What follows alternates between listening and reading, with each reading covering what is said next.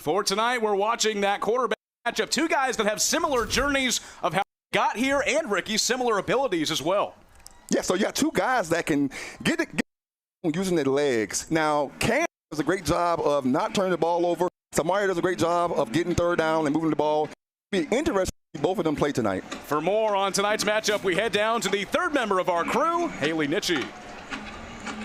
Sam, Coastal's quarterback Samari Collier may not have started the season under center, but he has made his mark on Coastal's offense. His teammates and coaches often refer to him as a gamer because everywhere he's gone, he's won, and Coastal has been no different for him.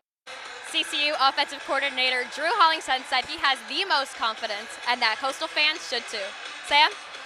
Thank you, Haley. The Chanticleers find themselves in second place in the Sun Belt East Division behind JMU, who got a win earlier today, but it's a 3-winning streak that has turned this season around for the Teal. A win over ULM, a win over App State, and you go back last Thursday, October 30th, they took down Marshall in convincing fashion, 44-27 the final. Coastal will be kicking off, and Georgia State is set to return to begin things. And you can only, they're going to come out here and keep rolling the momentum that they have. Can pick up their fourth win road here on the Surf Turf 2.0. Georgia State 1-7. They had a bye week. Last play in South Alabama on October 23rd. A 38-1 loss in that game on a Thursday night. Game losing streak for the Panthers. They're going to try and break it in a place that they've been very successful here in Conway. This is a game that you have to be careful with because this could be a trap game for the Chanticleers. Kickoff is up. Panthers will let it go, and we are underway from Conway. Earliest start time of the year, 4 o'clock kickoff time at Brooks Stadium. And the Panthers are come out on defense. The Panthers offense led by who once was a third-string quarterback, Cameron Brown, the junior out of Warner. And one of the things that he does well is he doesn't turn the ball over. You know, we talked to Coach Dale about it, and he said he's a guy that comes in and he's careful with the ball and does a great job. Has thrown for over 1,100 yards this year, 20 touchdowns, 1 interception. He's also rushed 48 times for 275 yards, a trio of touchdowns on the ground. Brown's first play is a handoff to the running back up the middle. Big yardage and a first down on the first play from scrimmage. At 45-yard line, Jordan Simmons, the starting running back, redshirt senior out of Marietta, Georgia. They love to go hurry up after a big play. Right there, that was a simple inside dive right there. And a timeout and a coast injury on that very first play. It's Shane Bruce who's making his first start since Old Dominion. He gets up. Here's Cameron Brown. Started his first game of the year against Georgia Southern a few weeks ago. Now his third start of the season. Spent 2024 at Texas Tech. But this Panthers coaching staff is very confident in the abilities that he brings to the offense. Well, we talked to Coach Hugh, and he said that he adds to the running game, so they try to use him in all phases.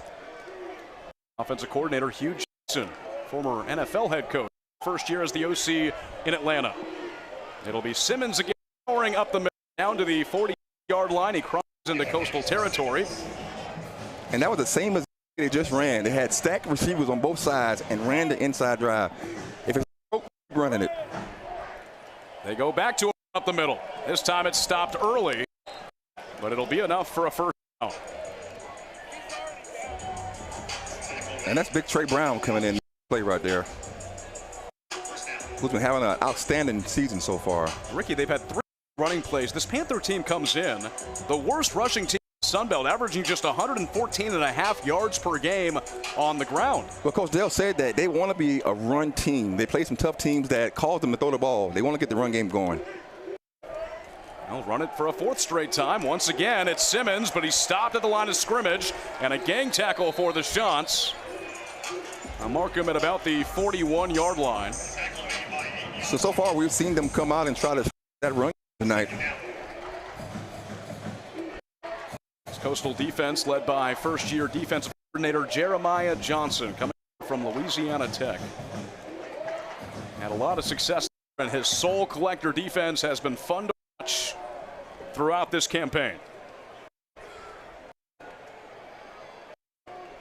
Passing it for the first is Brown. Across the middle, it is complete at the 35-yard line. That's their #1 receiver, Ted Hurst, who got many of the catches for Georgia State this season. 48 receptions now for over 690 yards. Yeah, we talked to Coach about him, and he said he's one of those guys that complains. He doesn't want the credit. Shows up and works. And he said he gets that ball. He's 50-50 when that ball's in the air. It sets up a 3rd and short for Georgia State.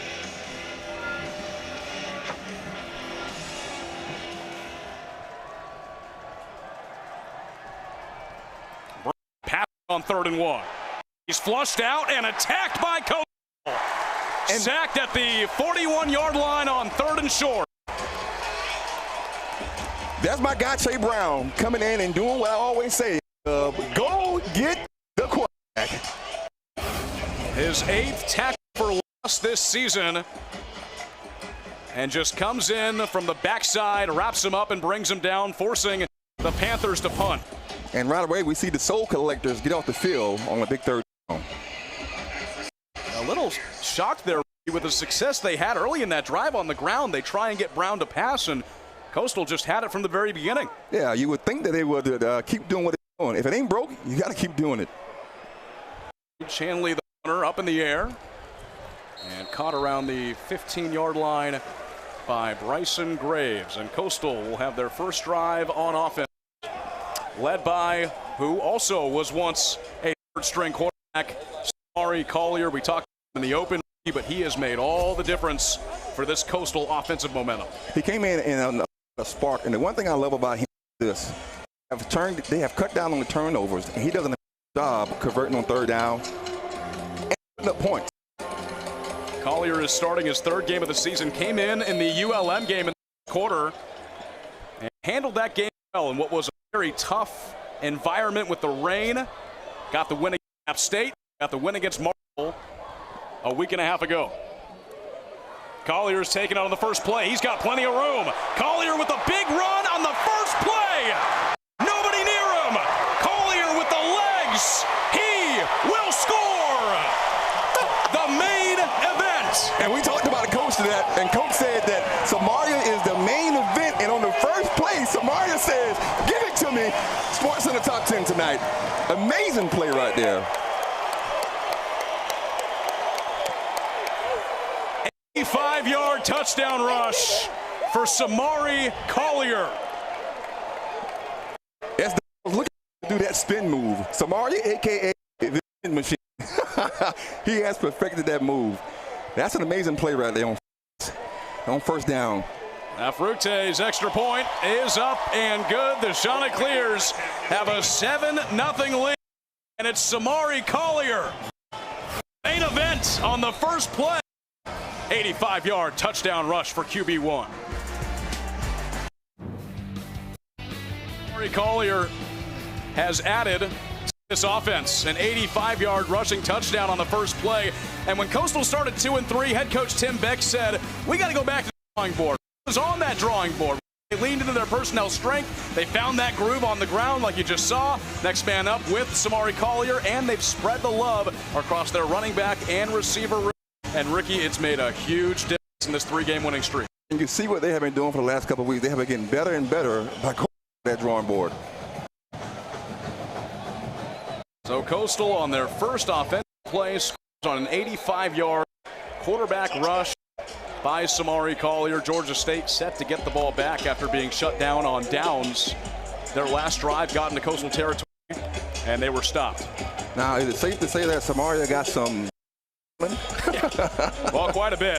Such a quarterback because not only does he have speed, he's got his accuracy, he's got size as well. 6'2", over 230 pounds. And that was his longest run for Samaria for the season.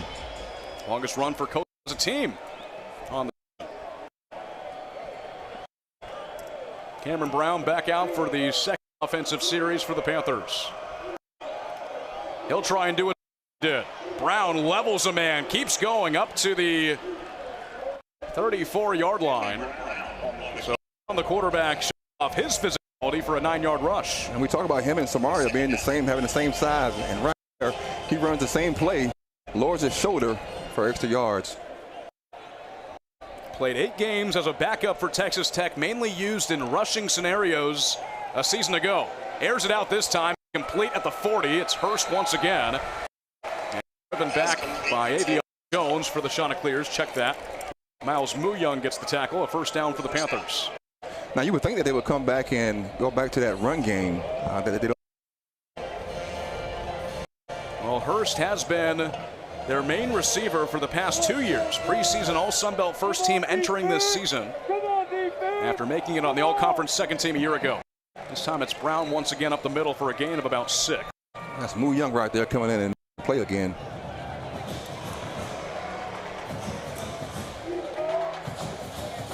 That was something that Jeremiah Johnson stressed to us, was containing Cameron Brown and what he can do. Handoff across the 50-yard line, and they'll mark him right at midfield to Jordan Simmons. That sets up another 3rd and short. So in this scenario, last drive, the Panthers pass the football. Let's see what they do in this play. Yeah. Let's see what they do in this play.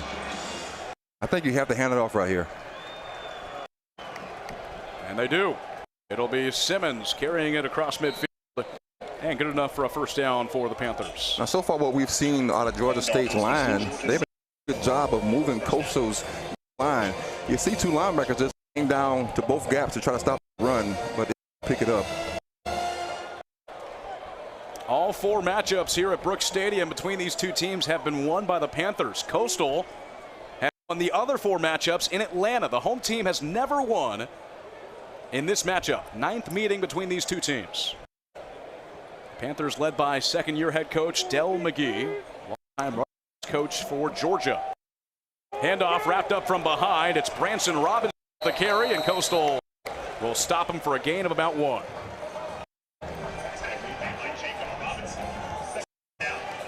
That was a great job right there by Muyoung backfield and getting that tackle for right there. 2nd and 9.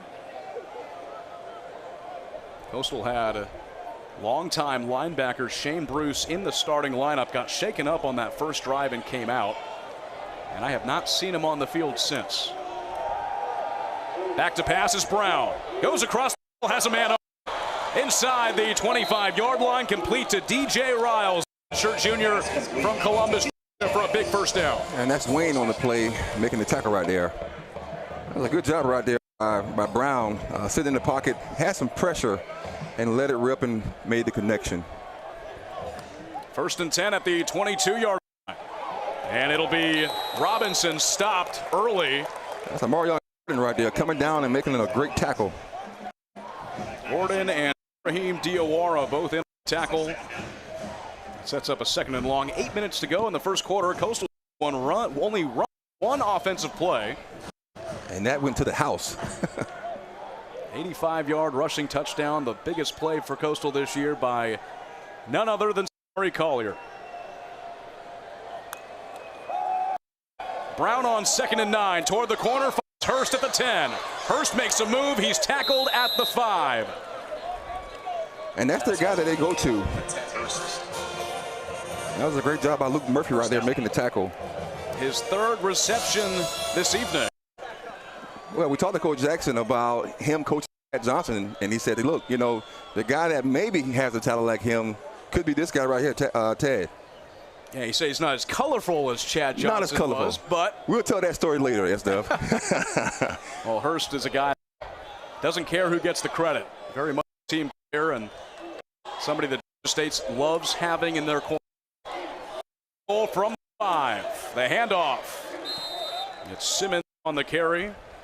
Gets down to the 2-yard line. Panthers pressuring. I'll be interested to see if they go quarterback keeper on the play. Normally when they get in the red zone, they love for Cameron Brown to keep the ball and run it down here in the red zone. Del McGee said he wants to be a rushing team. They have struggled to do that this season.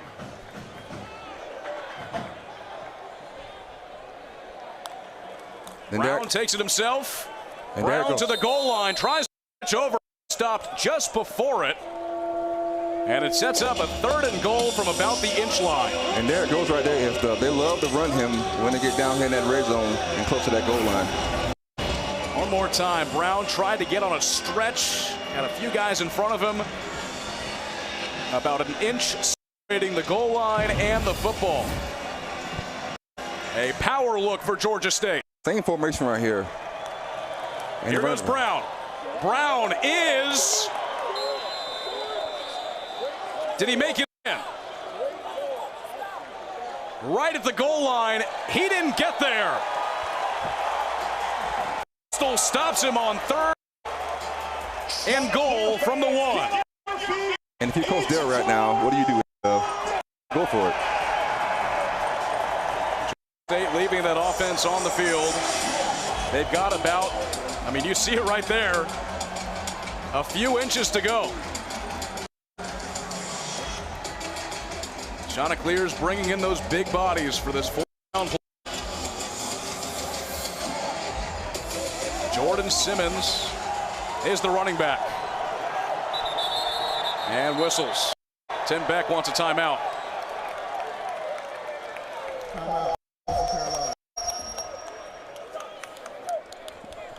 So Coastal takes a timeout, awaiting this 4th and goal play inside the 1-yard line with 5:10 to go in the first quarter. But this is a place that we've seen Coastal step up is in the red zone. They've made stops throughout this 3-game winning stretch. Yeah, the defense has done a great job all year making big plays down.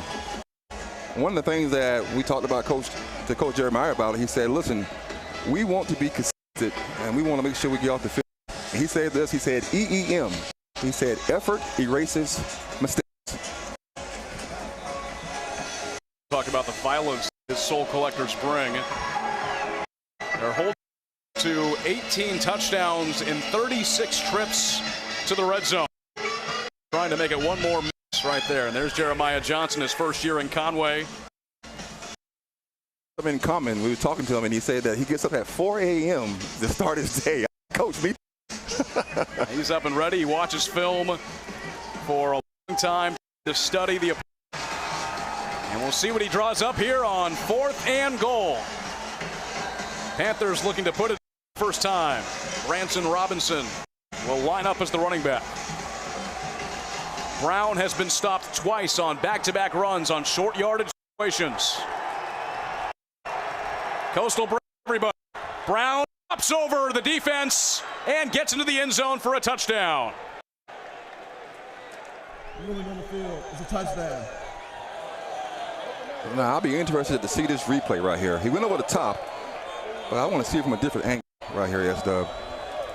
On third try, Cameron Brown, dual threat quarterback with the leap and the stretch. I don't know if the ball crosses the plane. Replay so far. I think you have to take a look at this. Liam Rickman on for the extra point for Georgia State.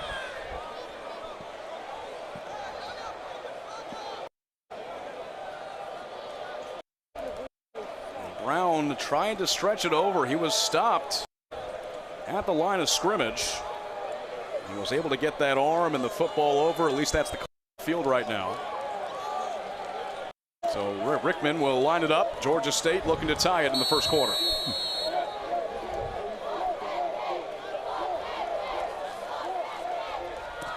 PAT is up. And Panthers even the score. Both quarterbacks using their legs. Collier and Brown each with touchdowns. 7-7 in quarter 1.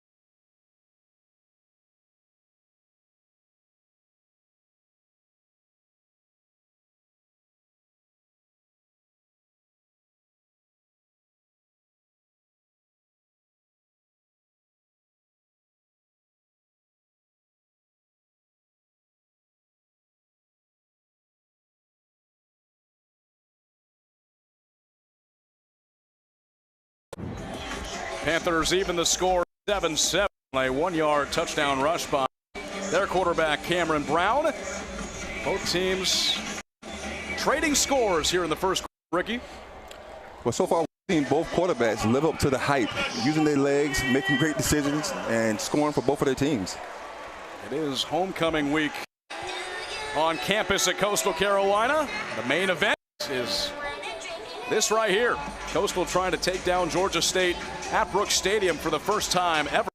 And you know, the one thing you got to love about homecoming is seeing all of the older guys that came through build this program. I love that about homecoming.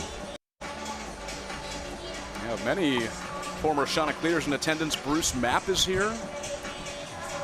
Player for Coastal Carolina in their FCS days. Back to the Chants.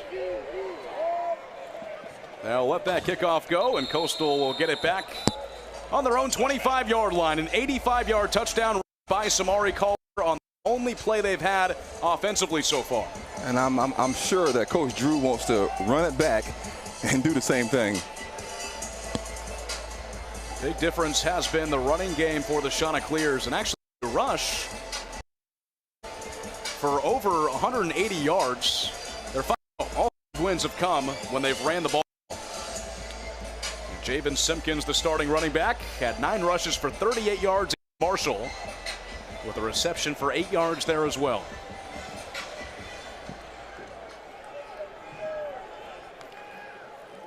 Collier hands it off to Simpkins.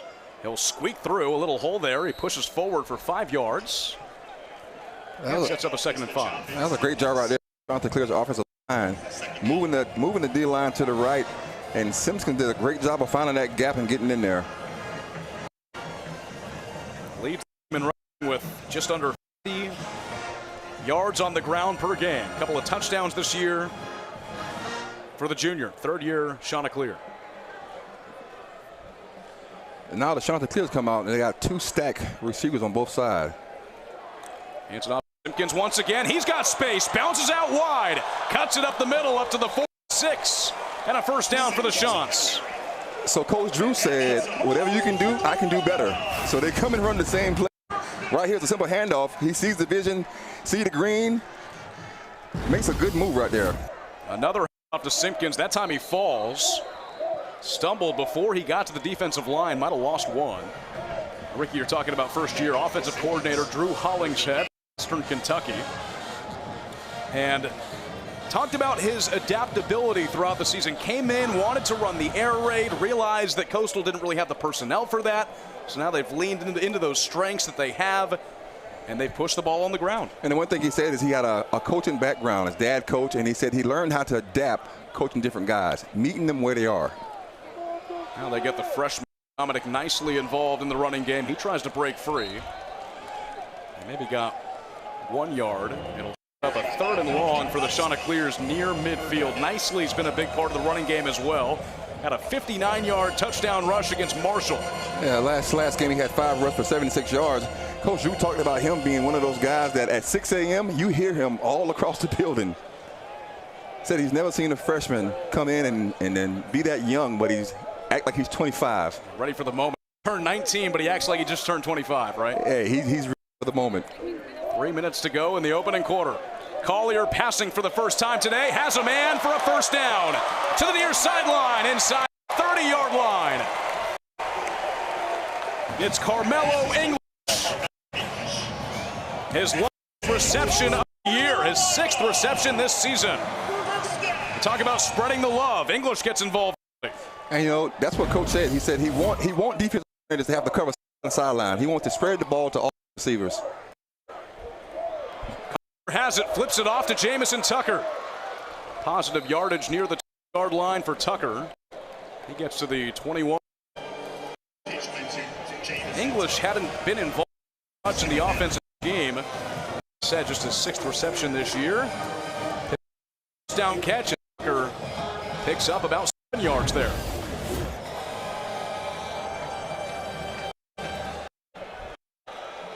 There's nicely right behind Collier on 2nd and short. Simpkins in the game as well. They flip to nicely.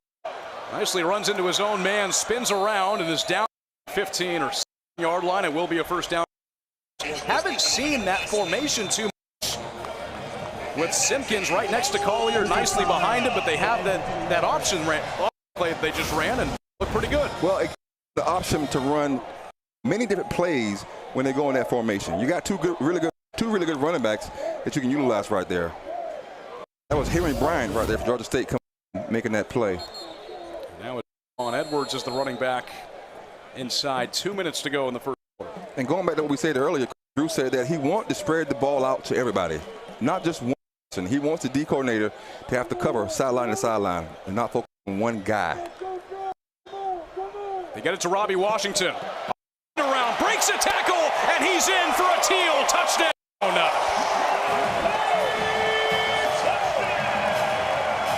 Washington breaks toward the corner, and it's 2 rushing touchdowns for the Giants in the first 2 drives. And Robbie Washington says, Samaria, let me get. He clicks his heels, and he's home. Second touchdown for the redshirt sophomore from Miami this season. Had a pair of receptions for 16 yards. Marshall. They've used him in that play before. And he breaks a tackle and gets in for a touchdown. Afruta's extra point is good. It's a 14-7 Coastal lead as Collier connects with Washington. Easy pitch right to him, in front of him. And Washington cashes in.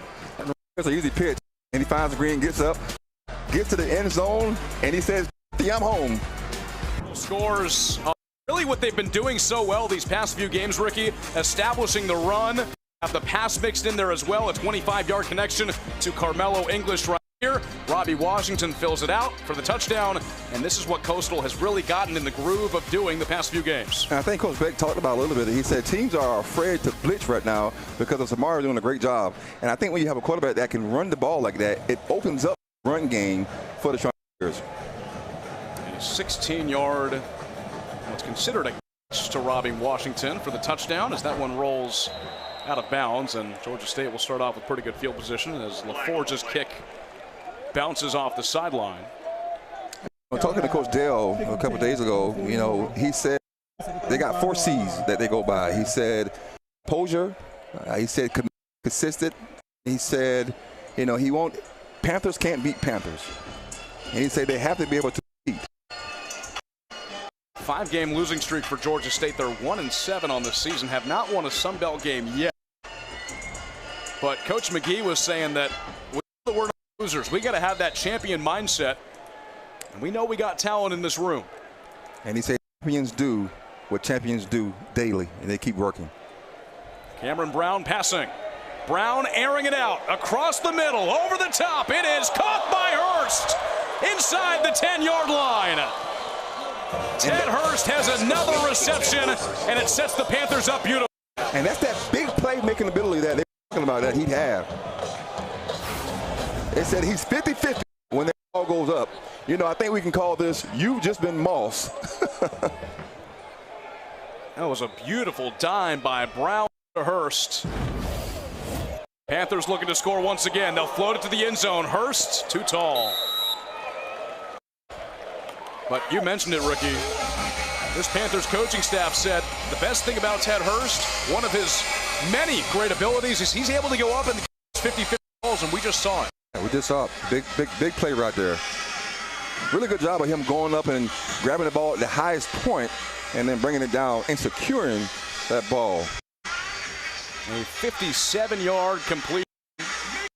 Now 2nd and goal for Panthers. Let's look and see if they use Cameron Brown right here on that quarterback draw, which they love to do when they get in the red zone.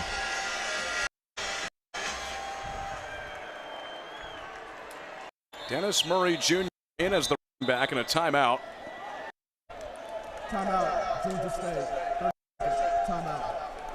Panthers take a timeout with 58 seconds to go in the first quarter, and what's been a first quarter full of fireworks so far. Both offenses move. Well, you know, going back to the story we said that we would talk about later, you know, Ted makes a big catch. Coach Hugh Jackson coached Chad Johnson.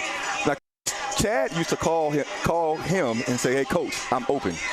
At 2 a.m., Tad Johnson would call Hugh Jackson and say, hey, Coach, I'm open. So I asked Coach, I said, Coach, do you have any players on the team like that? He said, Ted is the guy, but he's not as colorful as Chad. Can you imagine somebody calling you at 2 a.m. and saying, hey, Coach, I'm open? I don't know how I'd react to that. But Hugh Jackson brings all of his experience. He was the head coach of the Oakland Raiders in 2011, the Cleveland Browns from 2016 to 2018. He was the head coach at Grambling State most recently.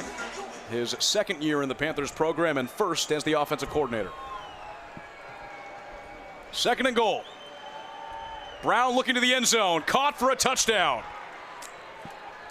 Open, Grant Harder, the tight end, 6. That's the thing Hugh Jackson talked about. He said that he's rolling, and right there we see him get 6. His third touchdown of the season, scored 1 against South Alabama, had a couple of receivers for 24 yards. And Hall brings the Panthers an extra point away from tying this up in the first quarter. So far we see Brown doing a great job of distributing the ball, not only to his big-time receiver, Ted, but he's spreading it out. Rickman's extra point good. We all knotted up. 4-all inside 1 minute to go. And this touchdown pass one more time. And it's just a simple slant move right there by him to get 6. So Cameron Brown picks up his 13th passing touchdown of the year, had his 4th rushing touchdown on the Panthers' first drive. So far, it seems like Georgia State has come out and tried to establish a run, but now the run game has opened up the passing game for them. That's exactly what their coaching staff was hoping would happen. Yeah. Chanticleer's set to get the ball back. A win tonight means bowl eligibility for a 6th consecutive season. I was saying earlier today, but should not go overlooked. It's hard to get to bowl games. You got to get 6 wins, and for a program to do it 6 consecutive years, there's a lot of programs that haven't figured it out, but Coastal Carolina's had success in this decade.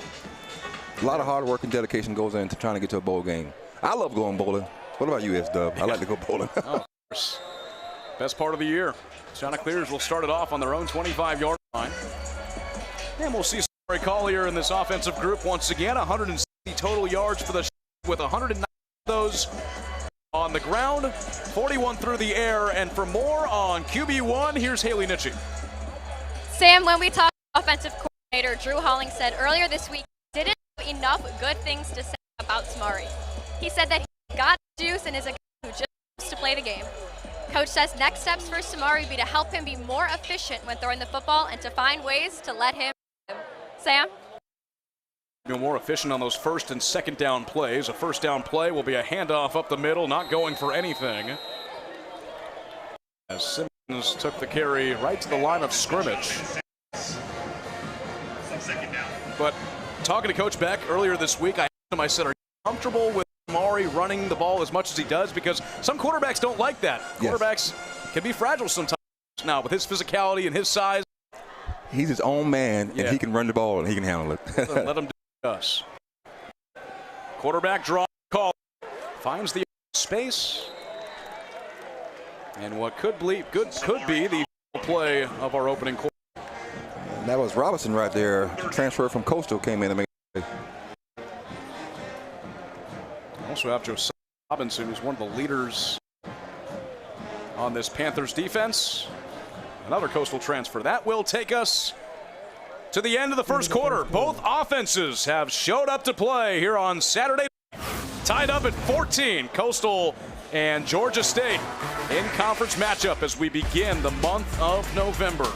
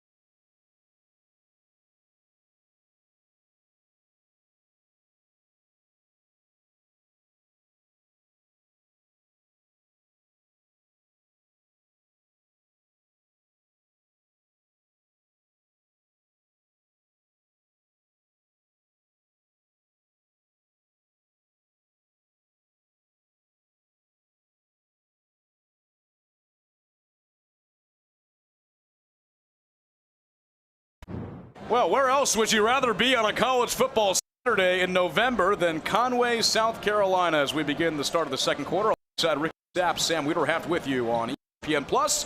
Offenses came to play 14 all. Coastal starting off back on offense. It'll be a third short play. 32 from their own 30-yard line.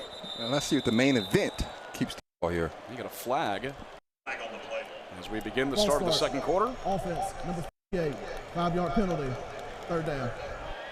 False start goes on Thomas Johnson. Had to fill in as the center for the injured Zach Elam. Bump Coastal back on what was a third and short play. The last couple of games, that old line has been playing extremely well. You know, they had a lot of injuries early on in the season, but they have kind of settled in and been playing well. And you'll have another false start. Bryson Graves, the wide receiver, got moving early. Offense, number 4, 5-yard penalty. Well, this is shocking, Ricky. Coastal had really shortened up the penalties during this winning stretch. Came into tonight as the second least penalized team in the Sun Belt at just 50 yards given up a game on penalties. Well, it's what you said. Is they cleaned it up early on in the year, and now to see that right there, that's got to be disappointing. Now it's 3rd and 12. Here's the first play of the second quarter. Collier dumps off a screen pass. It'll be a first down for Simpkins and more. Up to the 44-yard line, so erase those false start penalties. Simpkins says, I'll take care of it. That's a big play right there. Simple screen play right here. Catch the ball, looks upfield, make a couple moves, gets the first down. And Coastal goes hurry up right away and hands it off to him again. Back to Simpkins once more. He gets to midfield for a gain of 6. Back-to-back plays to the experienced back Javen Simmons. To the offense. Who's led this back room that's full of a lot of talent. Going back to what we touched on earlier, offensive coordinator Drew Hollingshead said that the two freshmen, Javon Edwards and Dominic Nicely, he's never had two freshmen that have been as ready for the moment as those running backs are. And that speaks to who they are, what kind of character they have. Time to throw for Collier. He airs it out long to the far side, a little too far. Looking, there is a flag. He was looking for Malcolm Gilly. Those two connected for a 69-yard reception. Defense, number 28, 15-yard penalty.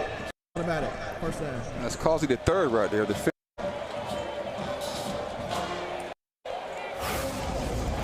Coastal picks up the high call. Right there. There he pushed shoulder pass.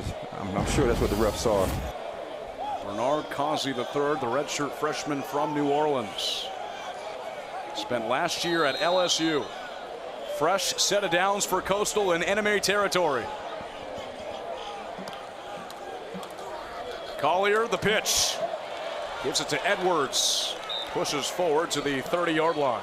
That was a great job again by Robinson, the transfer from Coastal, coming in and making that play. You know, we asked Coach Travis about him, and he said one thing about him. He said he is a dog, an amazing leader, a guy that you want on your team. He was at Coastal in 2022, a guy that his coaching staff says demands the standard. 2nd and 5.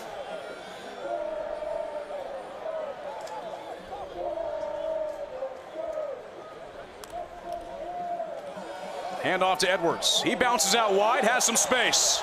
Edwards for a first down in the red zone.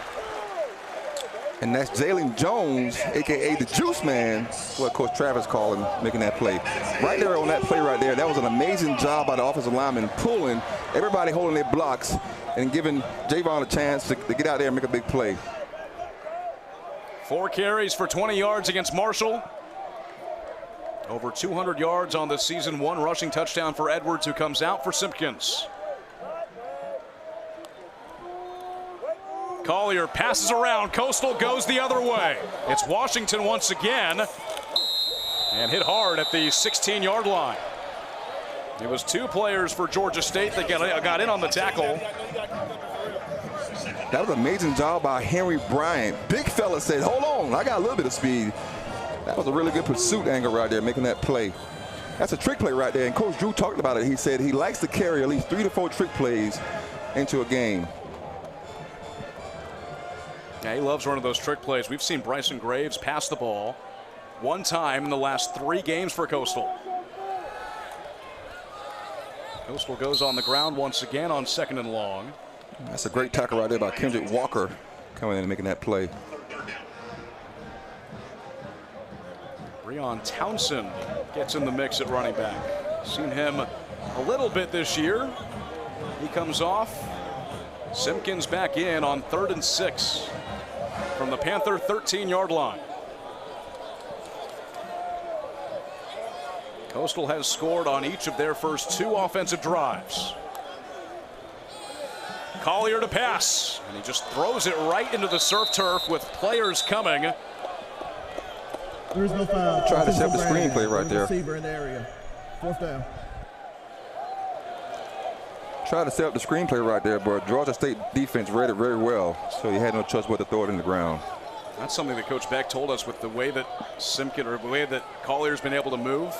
Coastal hasn't gotten as much pressure. That time, the Panthers got through. So it's Kian Afrute to take the field goal for the Chanticleers. Who has been consistent all year. A 30-yard look. Afrute puts it through. He is now 11 for 11 on field goals, one of 5 kickers in the country who have made all of them. You see what the Soul Collectors have done for the Chants this season. 8 forced fumbles. They've recovered 6 of those, 8 interceptions. Defensive coordinator Jeremiah Johnson says, we don't like to call those turnovers. We like to call them takeaways because they sound much harder to get.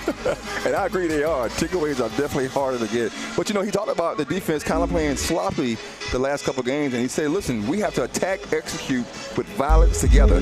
It takes 11 to execute, and that's what the Chanticleers have to do right now on defense tonight. They stopped the Panthers on the first drive. There's a whistle before that kick by LaForge.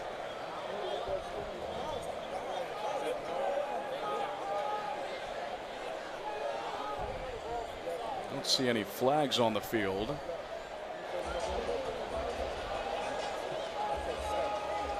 Looks like we'll just redo that kick.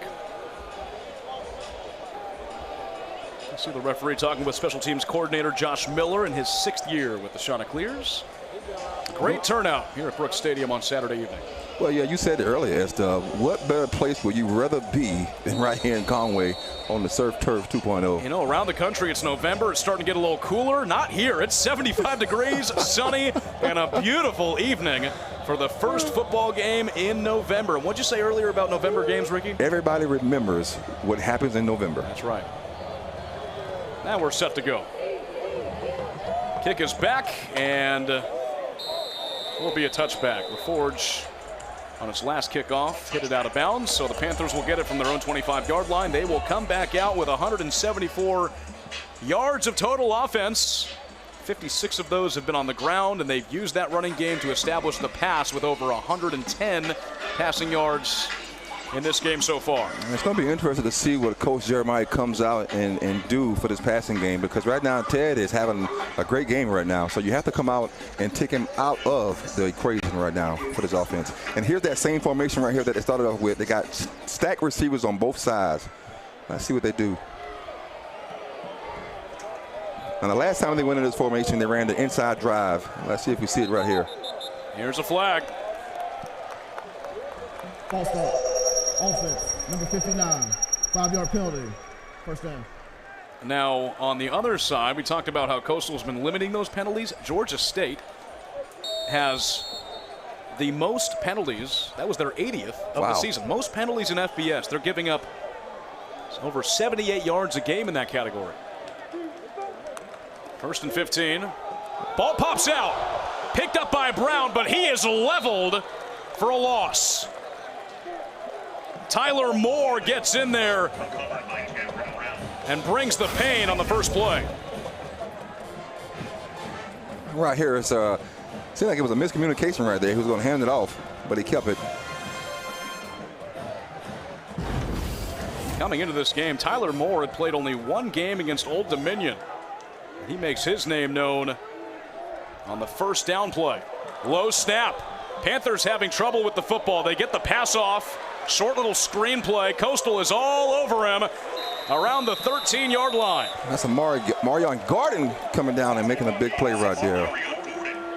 Gordon makes the play. It was complete to Javon Robinson. You see a low snap there. Panthers getting a little careless with the football, and it's cost them. Third and a mile right now. It seems like on this drive they are self-destructing right now. You just talked about how they have so many penalties right now, and right now we're seeing that. Mark it 3rd and 21. Marion Gordon, transfer from Southern California.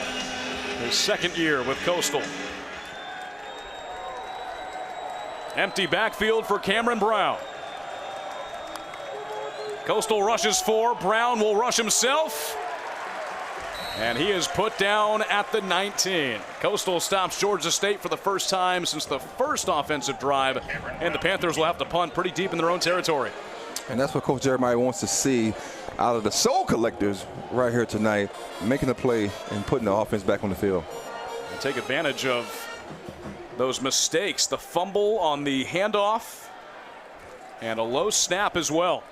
We talked about it earlier with Coach Dale. He said Panthers can't beat Panthers. And right now it seems that they are kind of self-destructing right now. Not a great punt from Reed Chanley, who comes in as the second best punter in terms of average in the Sun Belt. Coastal will have the ball in Panther territory when we come back with a 3-point lead. Well, there is one of the best ever baseball players to wear teal. Caden Bodine won the Buster Posey Award and was instrumental to Coastal and their Omaha run. National runner-ups. Bodine is back in Conway. He was a first-round pick by the Orioles this season. And Caden Bodine gets a standing ovation from Teal Nation. It's always good to see one of the greats come back home and be in front of these fans. Head coach Kevin Schnall right there with him. 1st and 10 for Coastal. They start their drive at the Panther 45-yard line. A punt that went just 26 yards. Collier keeps it, stiff arm. And Collier will divert out of bounds. And that was Marlon Dean right there running them out of bounds. Coastal scored touchdowns on their first 2 drives, then a field goal in the second quarter, 30 yards by Afrute. And here they are for a 4th offensive drive, up 17-14. The handoff goes to Simpkins, runs into his own man. Looks like the ball came out. He still got it. And Simpkins gets to the 41-yard line to set up about a 3rd and 5. That was a great run by him, so glad he recovered that fumble. Right here, the O-line does a great job right here, staying on the block. He sees the gap, gets in there, drops the ball, but then he recovers it. 3rd and 6. Simpkins has 6 rushes for 72 yards, a long of 44. Collier passing toward the sideline, right at the first down marker. It's complete. That's Malik Mega with the reception. Pass complete to Malik Mega. Right near the first down marker, and it looks like he might be a tad short. It is 4th and inches. And Coastal's going to go with the hurry-up offense right here. Collier takes it himself. He's got the first down up the middle. Collier with the legs again inside the red zone. And that's what he does an amazing job of, knowing when to convert on 3rd down and making a big play. The main event is here. 85-yard touchdown rush on Coastal's first play. This was on 4th and inches. Look at that hole the offensive line opened up. And that was amazing vision right there by Samaria, seeing that hole, hitting it, and getting much as green as he can. At the Panther 13.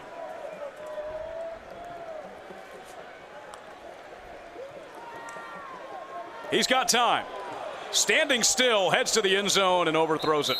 I think he could have sit back there and made him a sandwich. That was a great job by the O-line right there, blocking right there. He was like a statue back there, just standing up tall, but his throw intended for Edwards is too high. It sets up 2nd and 10. Well, you know, we talked to Coach Beck and Coach Drew about Samaria, and they said the same thing. They said he is a gamer. He said not necessarily a practice guy, but when it's time to get on the lights, he plays, and he plays extremely well. 2 years at Hutchinson Community College in 23 and 24. Had to wait a little bit this season. Started off as the 3rd string quarterback, but he's taken advantage of his opportunity. Goes across the middle, pass is incomplete. And that's that RPO that Coach Beck was talking about that they are able to do with Samaria. Intended for Carmelo English. A picturesque scene at Brooks Stadium. You gotta love it over here in Conway, South Carolina.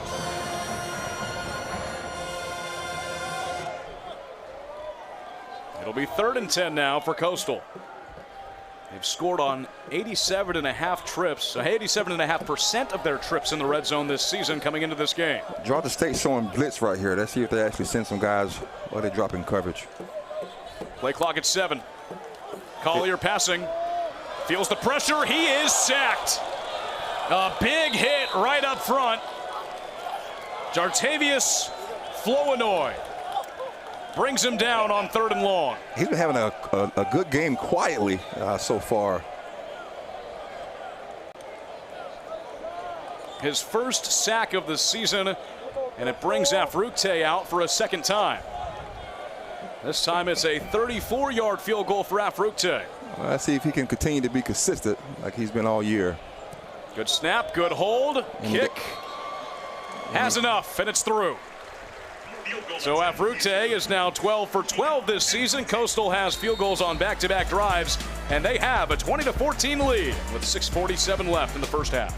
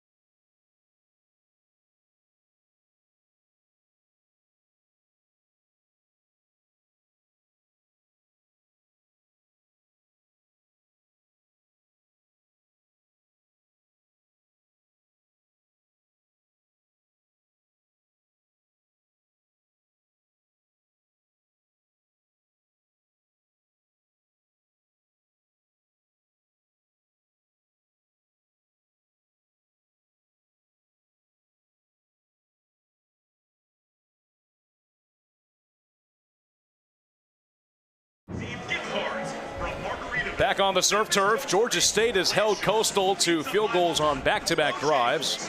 Afrute has knocked it in from 30 and 34. So he is 12 for 12 on this season. Coastal has certainly gotten the consistency they were looking for from Afrute coming out of the transfer portal. They got a 6-point lead. Yeah, Coach Beck talked about that a couple of days ago. He said he got the right guy at the transfer portal, and he is doing an amazing job. Call him Mr. Consistent. He has certainly been that this season. Played last year at Nevada. This kick will be returned at about the 2-yard line. And wrapped up on a big hit at the 26-yard line. And that was Kyle Washington on the return. I think Coach Jeremiah talked about they having some returners that was kind of scary good. He also said he had to prepare his special teams unit for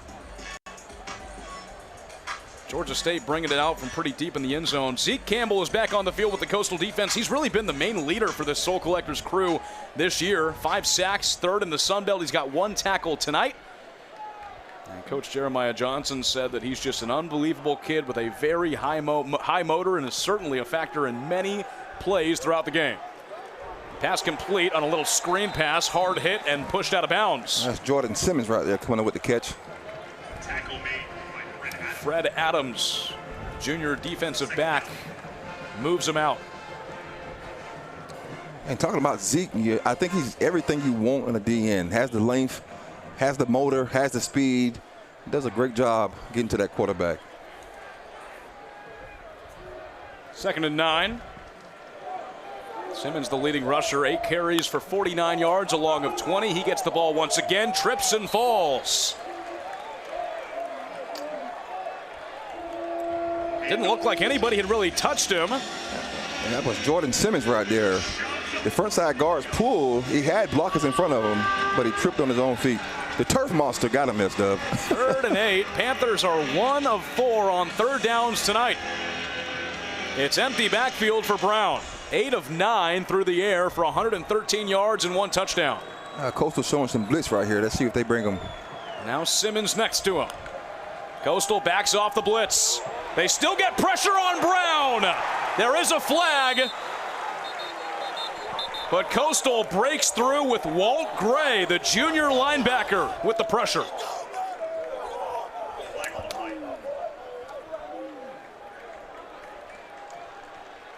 Here's the call.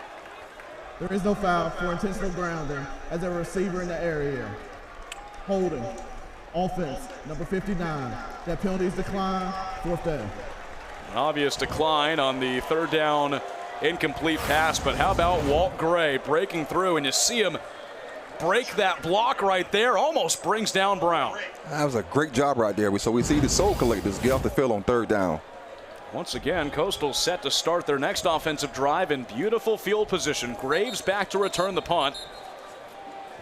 The last one from Chanley was just 26 yards, and Coastal started their drive at the 45-yard line, got a field goal out of it. And you talk about Gray making that play. That was a great job of him coming off that edge, using his hands, active hands, and getting to the quarterback. For all you young D linemen out there, that's how you do it. And you linebackers, active hands and having that motor will help you make a play. They're going to move this ball back up to where it was. Obviously, it was called an incomplete pass. I think there was some confusion with the referees thinking that Gray made that sack. And now Tim Beck wants a word with our officials. The previous play is under video review to determine if the quarterback was down prior to releasing the pass. So they are going to go back and look at that to see if Gray made the tackle, if Brown's knee was down before he got the pass off. And Ricky, this could really impact field position here because look how far behind the line of scrimmage he is. I think his knee is down. This would be a difference of about 6 or 7 yards, call it. Let's see if that, oh yeah. Yeah, knee is down. What an amazing job by Grado coming in and making that play. And, you know, Cameron tried to get the ball out of his hands. That's a great tackle right there. Junior from Wichita, Kansas. had only 3 total tackles coming into this game. Gray has had to step up. That linebacking core has been pretty roughed up throughout the season. Wyatt Gideon, typically a starter, he hasn't played much. Shane Bruce has dealt with injuries. And Gray is one of those players that's had to step in. And here's right here, Gray making a play. After video review, the quarterback was down at the 18-yard line prior to releasing the pass. Ball be placed at the 18-yard line, 4th down.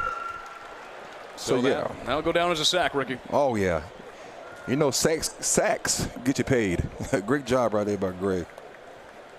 And it backs Georgia State way back up. I shouldn't have said 6 or 7. It's more like 6 or 7? Nice. Oh, had to say it. I had to say it. I didn't say anything. Probably about 10 yards from where that line of scrimmage was. So Coastal really set to get some pretty field position when they get the ball back. Let's see if they try to go after this right here. A long wait. They've got plenty on the play clock. There's the punt. Much better than that last one. Graves inside the 30-yard line, and he will be pushed down right at the 30. That was a great tackle by Tyson McCray right there, coming down and making the play. Strong punt by Reed Chanley, who came into this game averaging 48.6 yards per punt. Good for second in the Sun Belt, right behind former Chanticleer Evan Crenshaw, who's at Troy now. And he really shows off the leg to pin Coastal back at the 31-yard line. Here's Samari tonight, 4 of 7 for 67 yards. But look at that, 112 rushing yards. That's been the difference. He does an amazing job with using his legs and making something happen. I'm just waiting to see that spin move. Well, he's had such good holes tonight and so much running room, he hasn't had to use it. 2 backs to his side. Collier airing it out long down the sideline. It's incomplete. Looking for a flag. It won't happen. Intended for Gilly. That was a great job by Kaji, the third defending right there. Those two connected for a long 69-yard touchdown pass against Marshall. Gilly was actually clocked at 23 miles per hour as he was speeding into the end zone on that play. That's rolling right there, S-Dub. Yeah, it is. Low snap. Simpkins gets the carry. He's got running room. Had a huge hole, and he breaks free. Simpkins in a foot race. Pushed out of bounds. Deep in Panther territory. There is a flag back at the 29-yard line. Holding. Offense, number 58. 10-yard penalty. 2nd down. And that's what you don't want to see. After making an incredible run, the offensive line did a great job of blocking, making that hole where a Mack truck could have went through there. But it comes back on a penalty. Look how wide that gap is right there, that hole is. I might have called it on Thomas Johnson. I couldn't hear exactly who they called it on, but it might have been Johnson, the center. And just a complete flip where Coastal is going to have it near the 20. Now it's 2nd and very long at their own 21.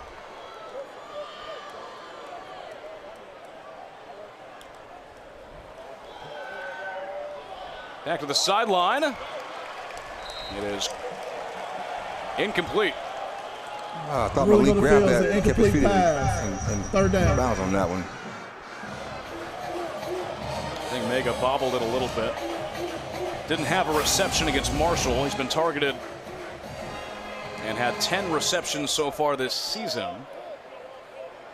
Yeah, I think you're right, S-Dub. Didn't have full control right there going out of bounds. 3rd and 20. 4.5 minutes to go in the first half. Panthers looking for a stop to get the ball back and possibly take the lead before halftime. They'll hand it off on 3rd and long. Edwards to the 26-yard line. And that's big Harry Bryant right there making the play on that 3rd and long. So a holding call on what was a long Javen Simpkins rush for 51 yards. Sets Coastal back, and they'll have to punt for the first time tonight with Emil Sebafunde.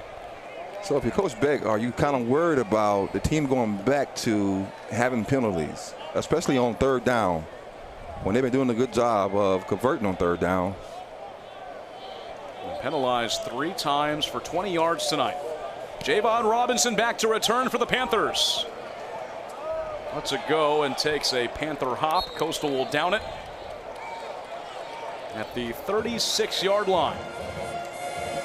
Well, I see what Hugh Jackson, I see what he can drop right here to get these guys going on offense with Cameron Brown. Georgia State has had to punt their past 2 drives. In those last 2 drives, they've lost 14 yards collectively. Coastal's defense has really settled in and have started to figure out Cameron Brown. But the one thing we haven't seen him do is turn the ball over, which we talked about him doing a good job of not making many mistakes. Flag. False start. Offense, number 56. 5-yard penalty. Still first down. So make that the 3rd penalty on Georgia State tonight.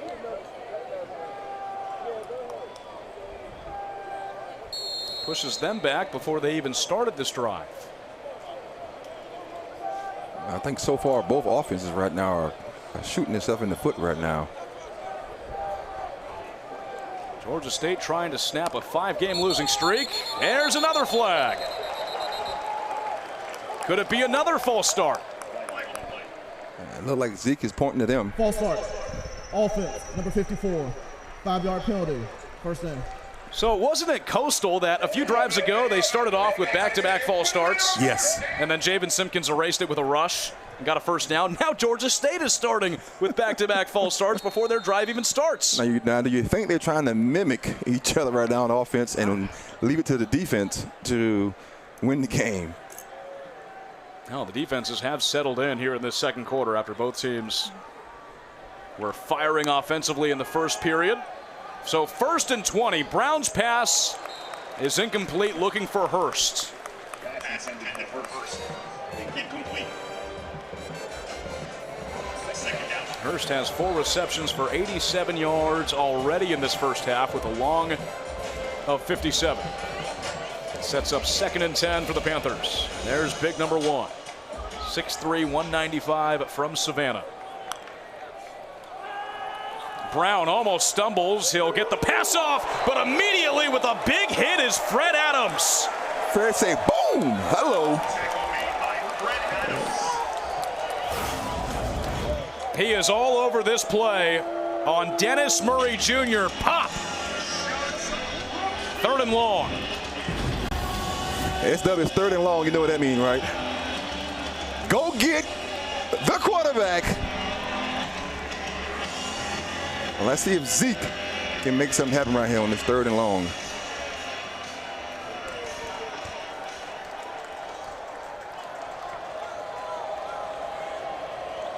Panthers 1 of 5 on 3rd down plays tonight. Whistle. I think we have another false start. Timeout. Timeout. Georgia State. 30 seconds. Timeout. So the Panthers want to think this one over. They only have 1 timeout left in the first half. Coastal has 2 plus the 2-minute timeout. So stop them on 3rd down here, and you should have a decent amount of time to put in 1 more score before halftime. Yeah, and I think the biggest thing right now Coach Drew want to see his offense do is come out and run this 2-minute offense and try and get some points going at halftime.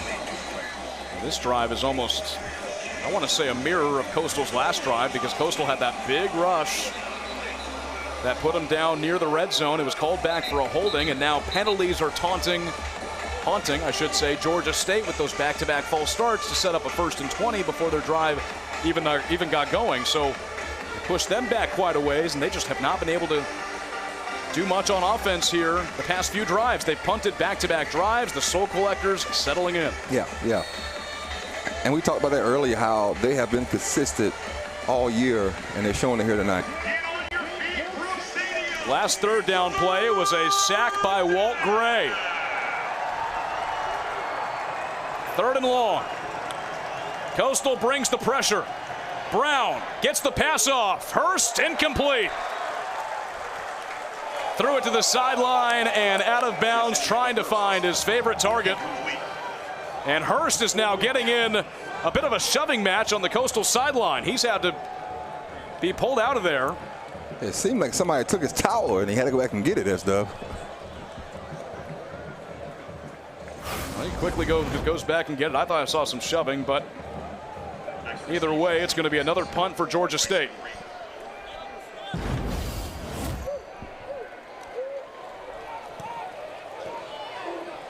Graves runs it with momentum. Graves across midfield to the 45-yard line in Georgia State territory. Man, Kendrick Walker comes in and saved the play. Amazing return right there by Graves.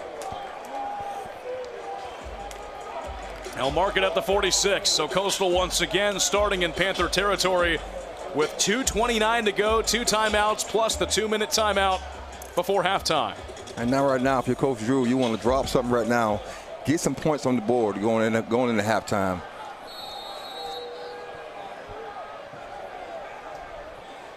Collier has Jalen John as the running back, getting in this game for the first time. His pass is complete to Cameron Wright. 1 reception for 24 yards in the Marshall game. That was his 13th catch on the season. There's a lot of guys.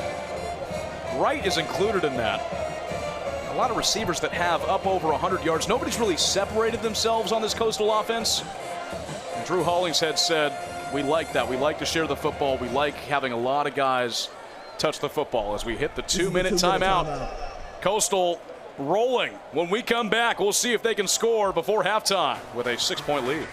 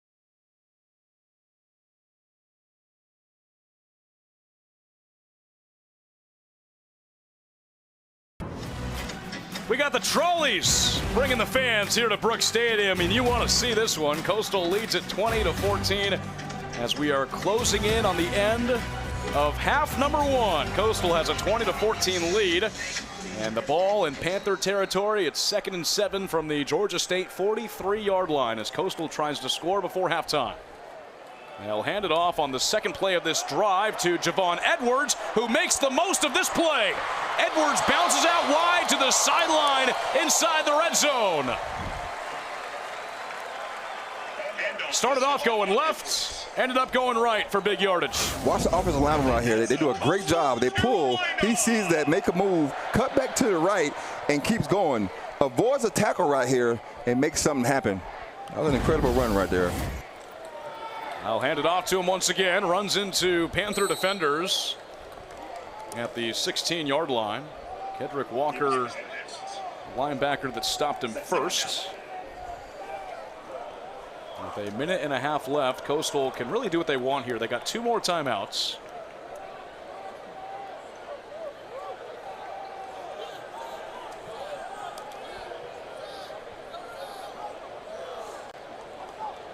Gone back to the rush here on this drive. Collier passing now.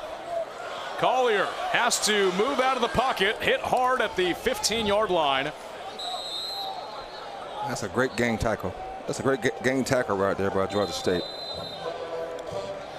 And now timeout taken by Georgia State, their final of the first half. Well, that was that spin move that I was talking about that he has perfected, but on that one, didn't seem to work on that one.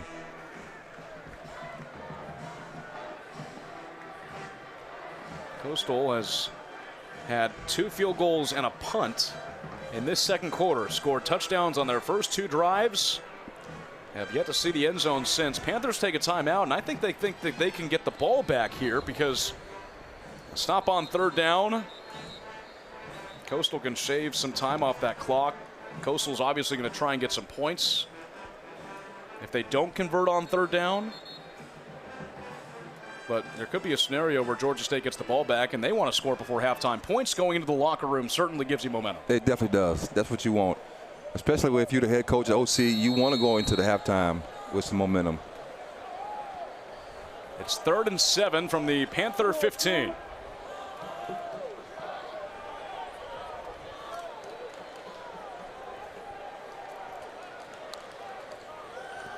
Collier, pass complete. Inside the 10, they'll drag him back. He keeps that clock moving. English with his 2nd reception tonight. And they'll mark him at the 11-yard line, 4th down. And Coastal is just going to let that clock run. Well, you got 2 timeouts. You can pretty much do what you want to do right here. Afrukte has knocked in 2 field goals. And my only question is this: do you try and go for 6, or do you hold out and try and get 3? Well, I think what they're going to do right here is try and draw Georgia State off sides before the play clock runs out. 9 seconds. It's 4th and 3. Same formation they was just in. They got trips. Receivers on both sides. And now Coastal will take their 2nd timeout of the half. Timeout. Coastal Carolina. Military Appreciation Day here at Brooks Stadium. That's why Coastal's wearing those special Chanticleer decals. Thank you. And we most certainly want to give praise to them, because I had the opportunity to play football, and I always told the guys that was in the military or army, I said, because of you, I was able to go to war on the football field. Yeah. So you also want to show appreciation for them, guys. There's a big military presence in the Conway and Myrtle Beach area.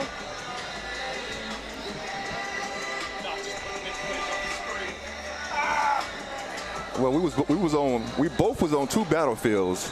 My battlefield was a whole lot safer though. So I thank you to the military for doing amazing work. This will be a 28-yard field goal for Kian Afrukte. He's hit from 30 and 34 yards tonight. Now let's see if Mr. Consistent can keep it going right here. To make this a 2-score game. And he does. Afrukte is pure. Pure. I like it. For a 13th time this season in 13 tries, Kian Afrukte knocks it through. He's got 3 more field goals tonight. And Coastal has a 9-point lead with 12 seconds remaining. Panthers have no timeouts. Well, after that offense was rolling there, Ricky, in the first quarter, Panthers have stepped up in these second quarter drives where Coastal has started off with really good field position. So I'm saying for Georgia State, for the defense, some of those drives end up being wins, but based on where Coastal started on the field and how they've been able to hold the Chants to 3 field goals here in the quarter. Yeah, so They've been playing extremely well on defense, but right here you see the Sharks have been able to put up points right here. And Afrute continue to be consistent with his field goals. This is a Georgia State team that held JMU a few weeks back to 14 points. They lost that game 14-7. And the defensive coordinator, Coach Travis, talked about it. He said his defense has not been able to put together a 4-quarter game.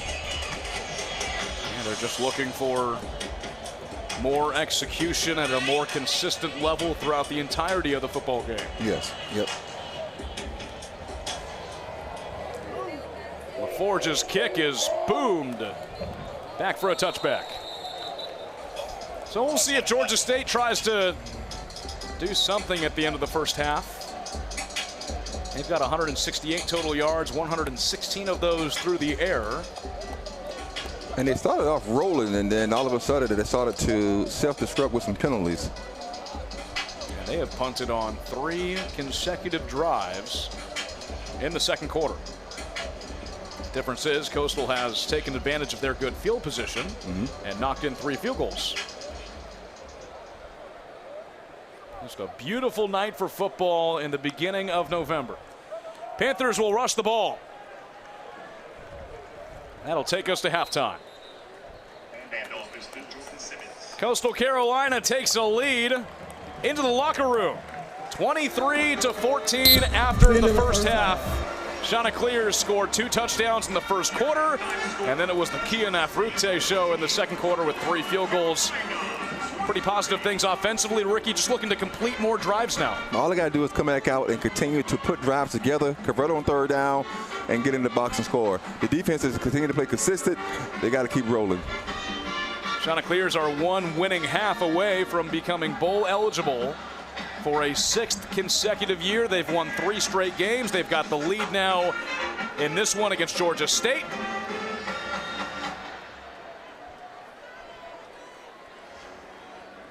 And before he heads into the locker room, our Haley Nitchie is with Tim Beck down on the field. Haley? Coach, Samari is having himself a game. How are you liking his game as well as your offense? Good. I mean, you know, I wish we've had some opportunities down in the red zone. We missed some things. We gotta convert some of those to touchdowns instead of field goals, and we'll straighten those out. I think our defense has settled down a little bit after the first couple series, figure out what they're doing. I like the kind of way we're playing right now. We just got to try to finish them off. Thanks, Coach. Haley, and I think the big thing there, Ricky, Tim Beck says that defense has really settled down, and we saw that at the end of the first half. Yeah, we've seen the Soul Collectors come out and be consistent and make plays and show up when they need to on third down. 23-14, the score after 1 half of play in Conway. Chanticleers in front. We're back with second half action shortly on ESPN+.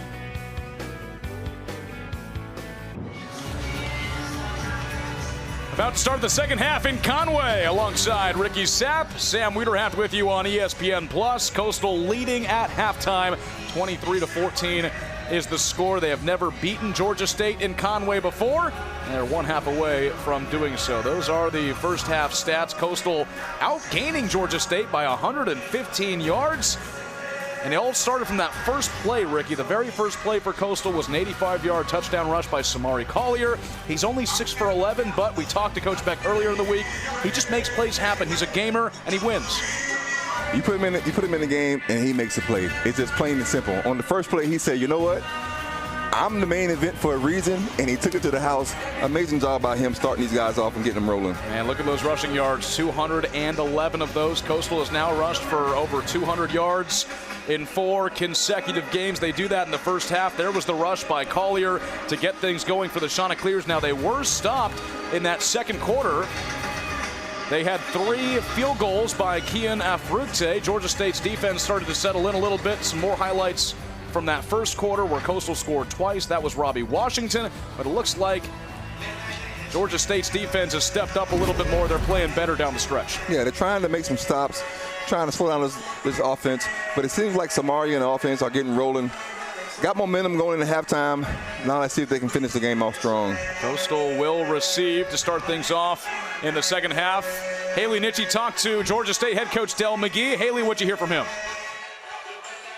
Sam, I got to talk with Georgia State's head coach Del McKee on what they're looking to improve heading into the second half, and he said that they just need to get back to the basics and to play cleaner on offense. He emphasized that they can't beat themselves. Sam? Mentioned those basics to us earlier in the week, and it was mainly about tackling. They got to tackle better, and Coastal's done a good job of breaking some of those with the Robbie Washington touchdown, along with Collier and what he's done on the ground as well.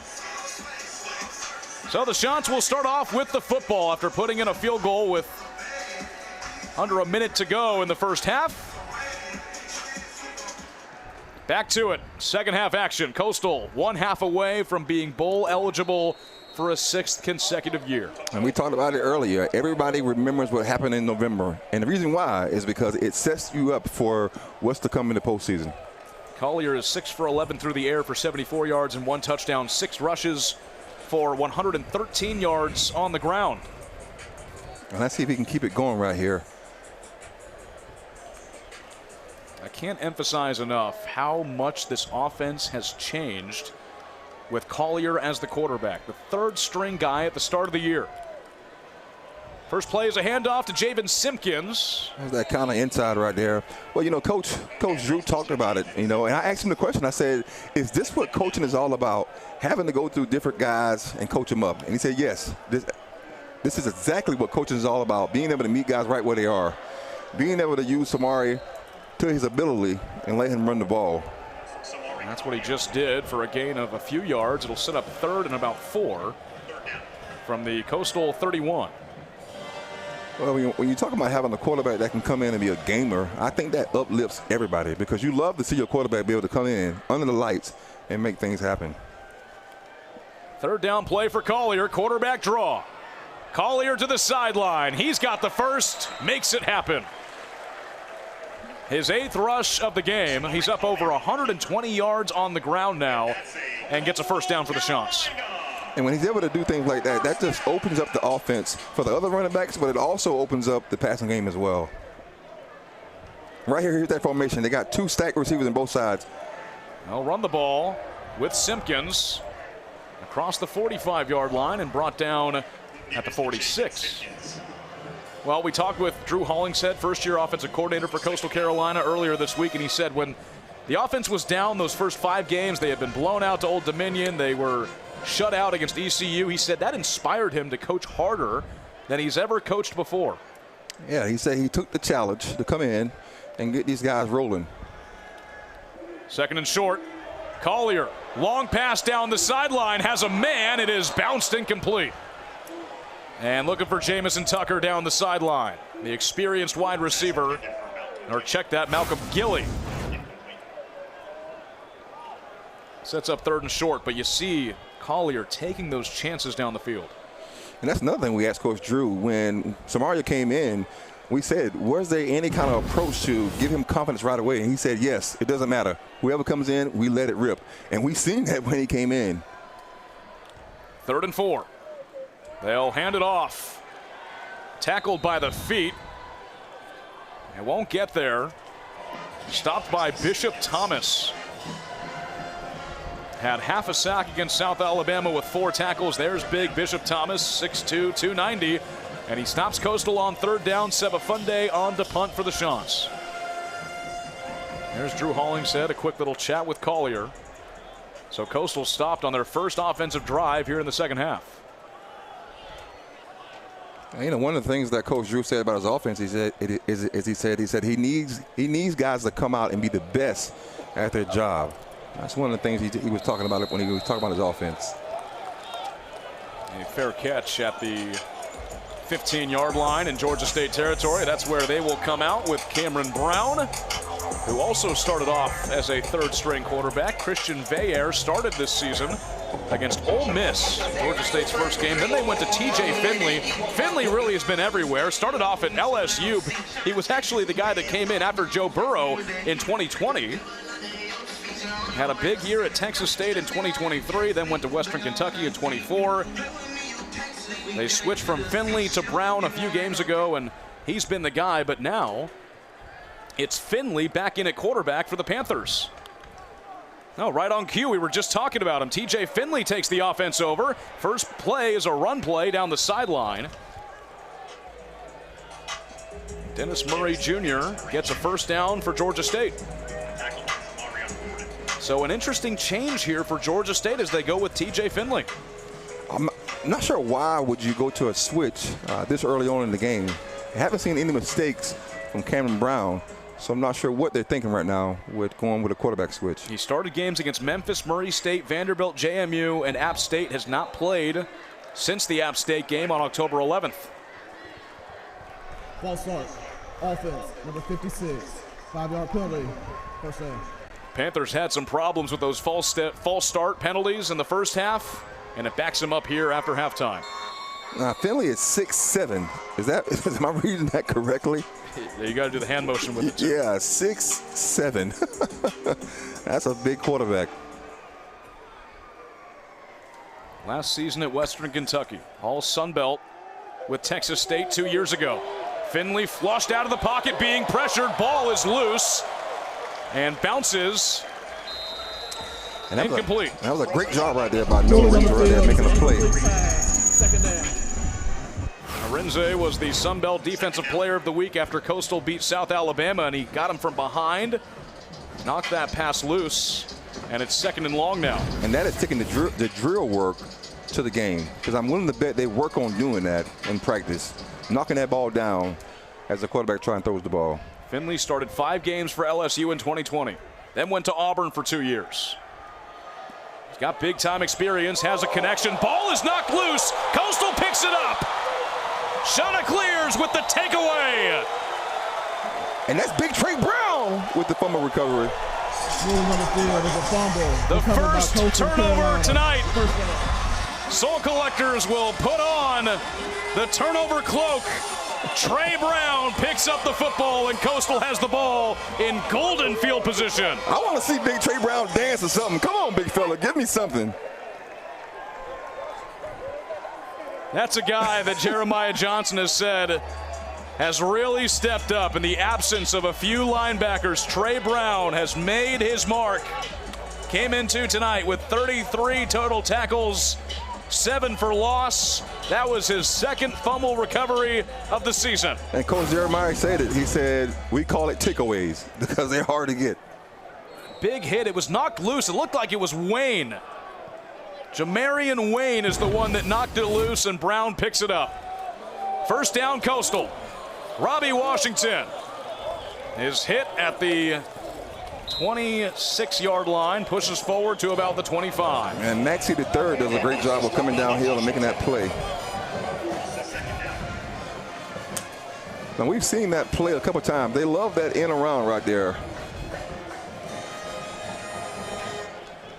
Coastal looking to score a touchdown for the first time since Robbie Washington put it in on Coastal's 2nd offensive drive in the first quarter. 2nd and 9. Collier is pressured, and he will be dropped. And that's Henry Bryant coming in with the play. The redshirt senior defensive lineman.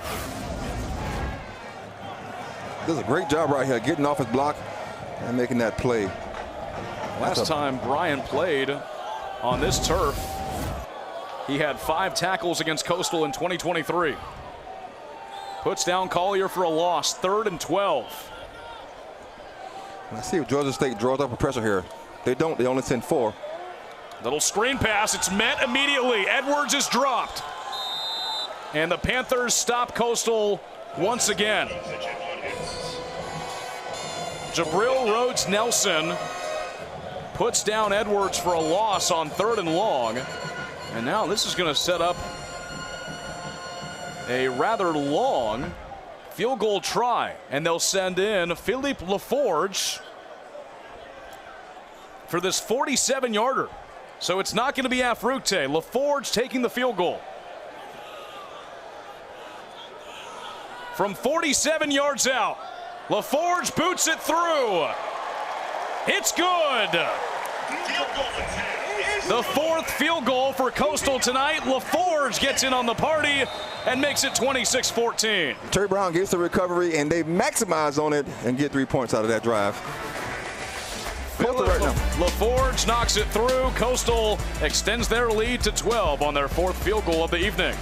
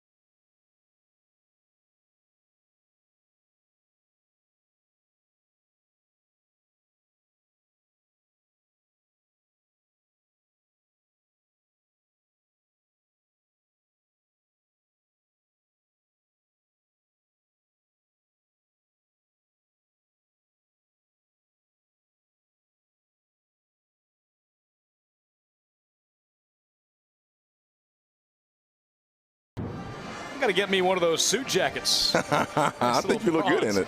I love that. Fans having fun. Students staying here at Brooks Stadium as Coastal now leads 26-14. Longest field goal of the season, 47 yards. And it was Philippe LaForge who's now going to kick it off. We talked to Coach Beck before the season. He said that LaForge has the stronger leg. They might use him in those longer field goal situations. They just did. And he made his first field goal of the year from 47 yards out. They call his number, and he gets it done.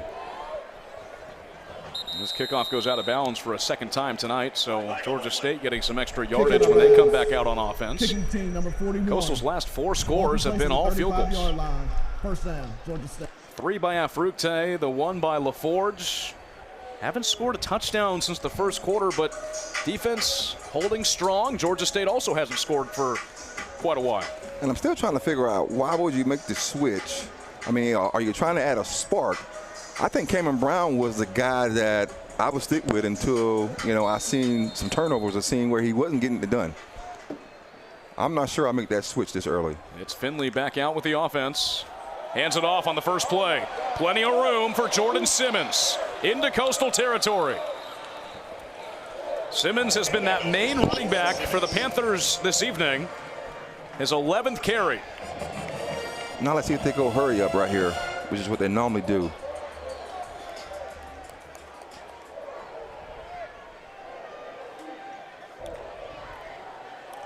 Fake handoff, complete to Robinson.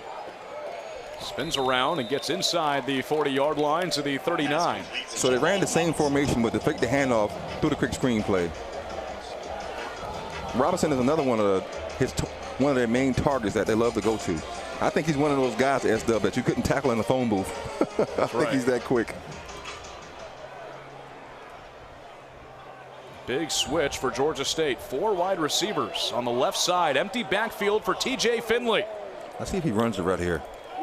They'll go with a screen pass. Out wide. Not going for too much. Simmons is wrapped up by Wayne. Great job by Wayne right there coming out and making that play. Had a lot of blockers out there, so that was a great job getting them on the ground. Coastal defense has done a great job on third downs. Georgia State 1 of 6 tonight. Finley hasn't played in a few games. He was the starting quarterback for 5 games for the Panthers this season. Back in now. Coastal showing blitz right here. Let's see if they... Flag on the play. We're going to have another false start. False start. Offense, number 69. 5-yard penalty. 3rd down. Those early jumps by Georgia State are killing them tonight. Without a doubt.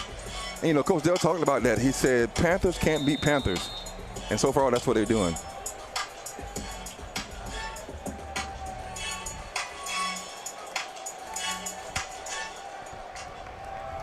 Third and 11 now. Coach is showing blitz. Let's see if they bring some. They back off. They rush 4. Finley gets it out. Too tall for Hurst. And Coastal stops him on 3rd down once again. I thought Tad was going to climb the ladder and get that one. They haven't found Hurst in the past few tries. Their main receiver. Panthers punting yet again.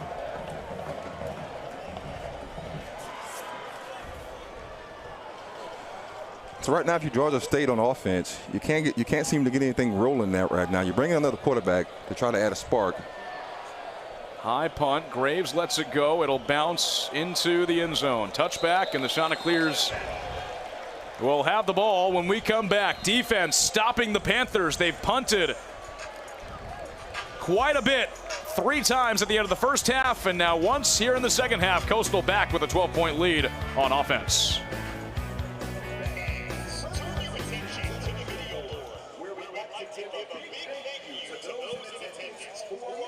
After they settled in, like what Coach Tim Beck said at halftime, they have been good and strong throughout this game. Well, Coach Jeremiah talked about it. He said they was playing sloppy early on the last couple games. Right now, they are playing consistent, making plays, and getting off the field.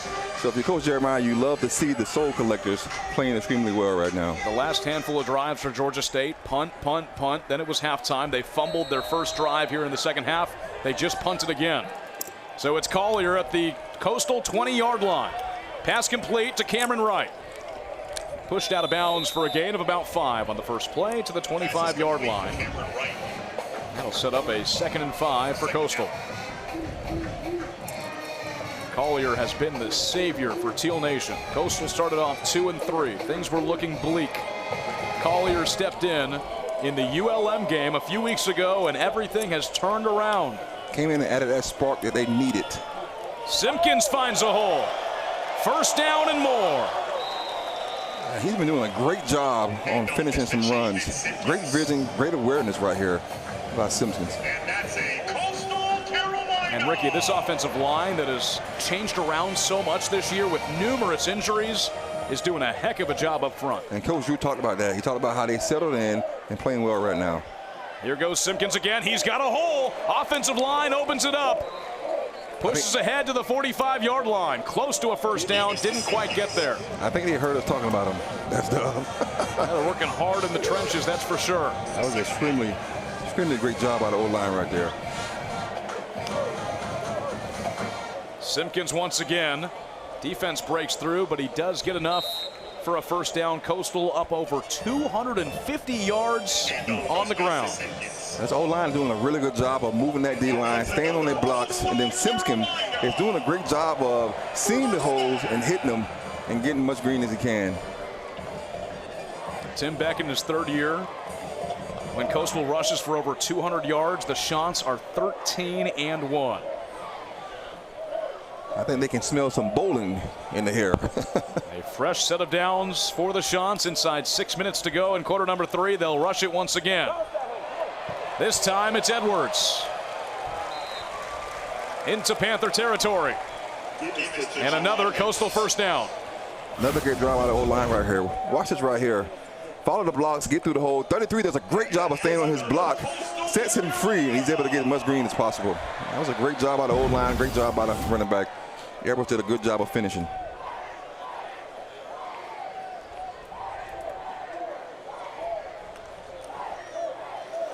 Back to Edwards. The freshman speeds through. Edwards for a first down. Down to the 23-yard line. And Sam McCall makes the save play.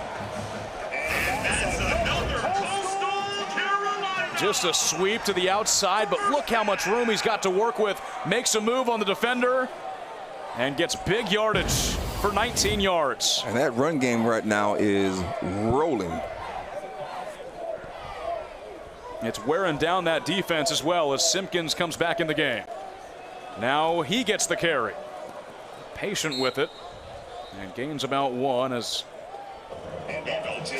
defense broke through that play. And that was Lewis the second making the play right there. I think you're right though, S-Dub. I think this run game is definitely running these guys down wearing these guys down right here on Georgia State's defense.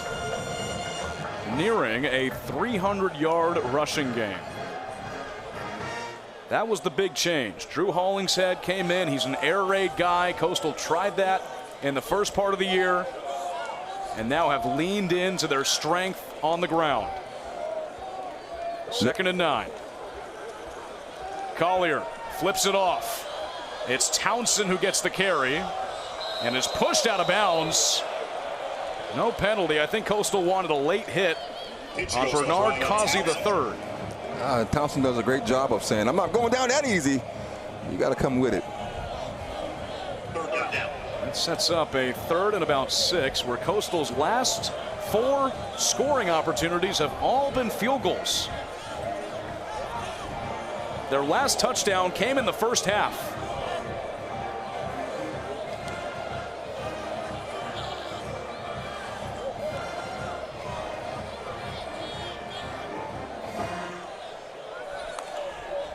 Edwards, the running back, on 3rd and 6 inside the red zone. Georgia State showing blitz right there. I think that they was going to do corner blitz right there from the left side.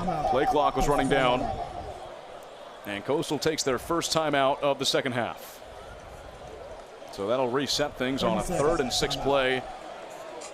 And for Tim Beck and Drew Hollingshead, just hoping for this offense to complete a drive and put it back in for 6. Yeah, you know, in the last couple of drives, you've gotten 3, but you would love to get in the box and score 6. Former Chanticleer quarterback Grayson McCall, who's been added as an offensive analyst for this season. I'm sure he adds some experience for these young guys, and that's what you want to see in the program. You want guys that came through here, had an amazing career, and be able to come back and pour into these guys.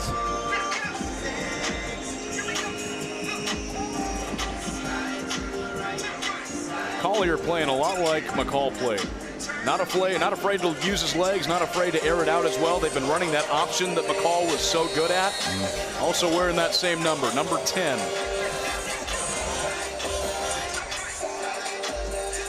I asked Coach Beck earlier this week, I said, with all the quarterbacks that you've coached at Ohio State, Texas, all those guys you've interacted with, as you see Grayson McCall right next to Drew Hollingshead, is there a comparison for Samari? He said no, he's his own guy.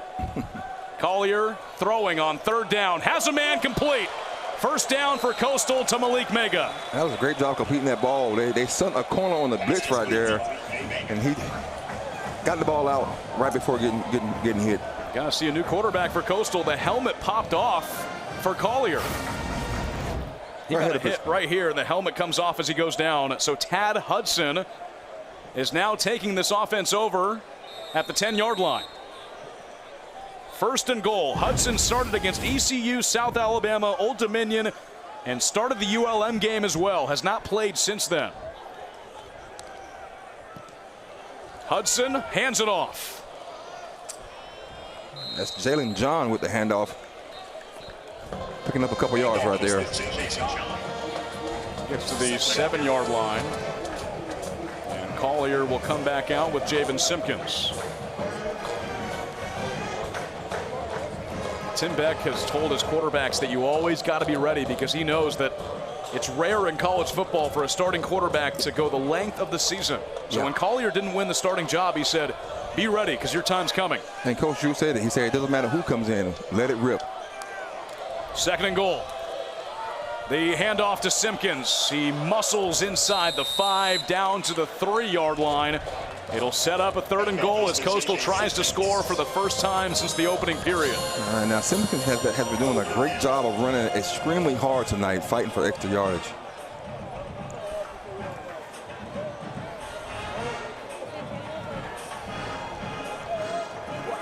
Let's see if we see the main event right here. Samaria keep the ball. Collier passing, rolls out, Gets it off. Man is wide open for a touchdown. Carmelo English for the touchdown. There is a whistle. Yeah, we got a flag on the play, that's Dub. Holding. Defense, number 18.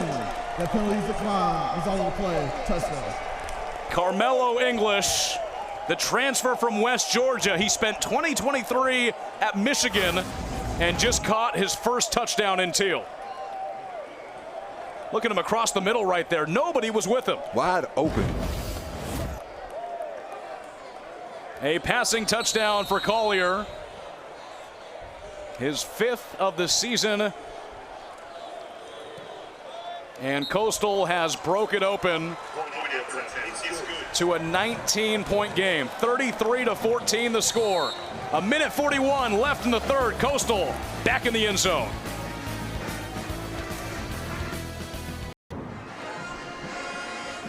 Let the Teal Times roll. Coastal with a 33-14 lead over Georgia State.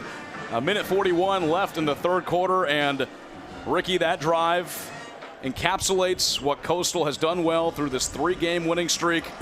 12 plays, 80 yards, mostly on the ground, and it sets up a 3-yard completion to Carmelo English for Coastal's first touchdown since the opening quarter.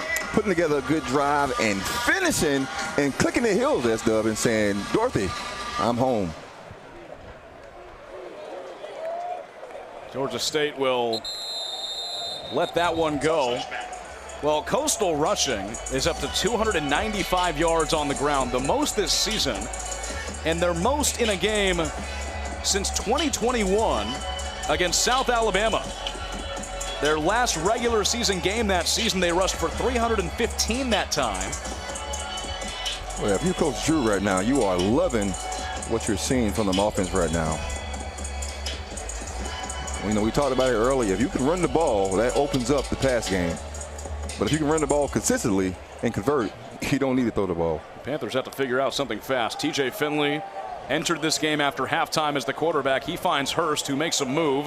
Hurst has nowhere to go, and the Soul Collectors wrap him up at the 31-yard line. I think right there he was trying to do just a little too much, but I understand. He's trying to make something happen. You're down right now, so you got to try and make a play.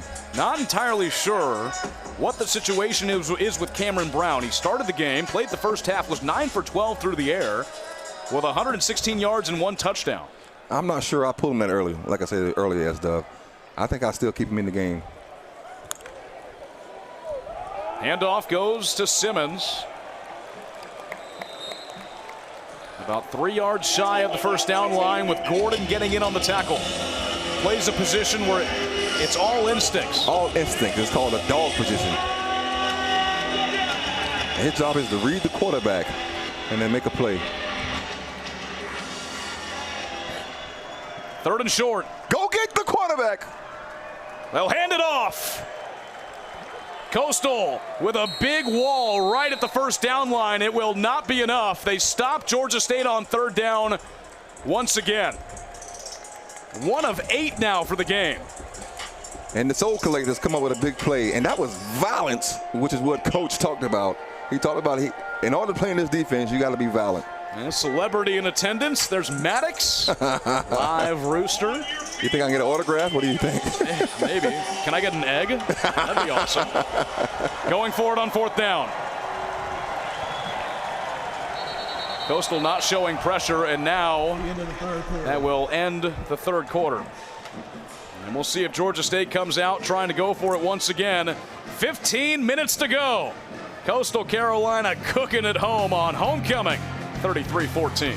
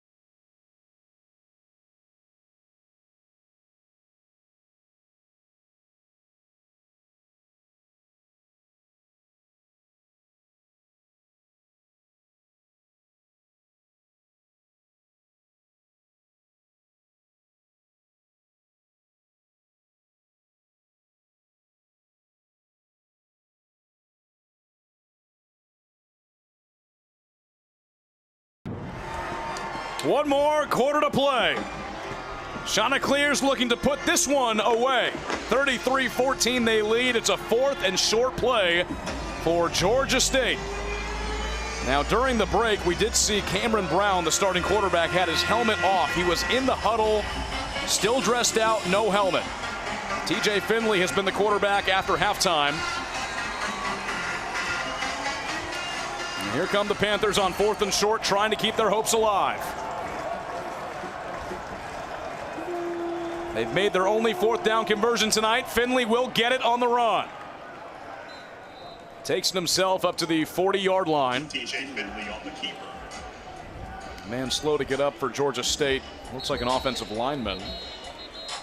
Official timeout for an injury to the offense. Panthers keep their drive going and their chances alive. Looks like DeAndre Duffus, offensive lineman, who's down right now.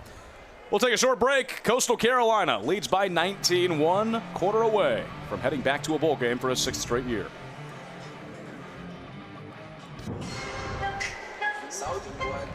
Jeremiah Johnson has a motto for this Soul Collector defense: attack.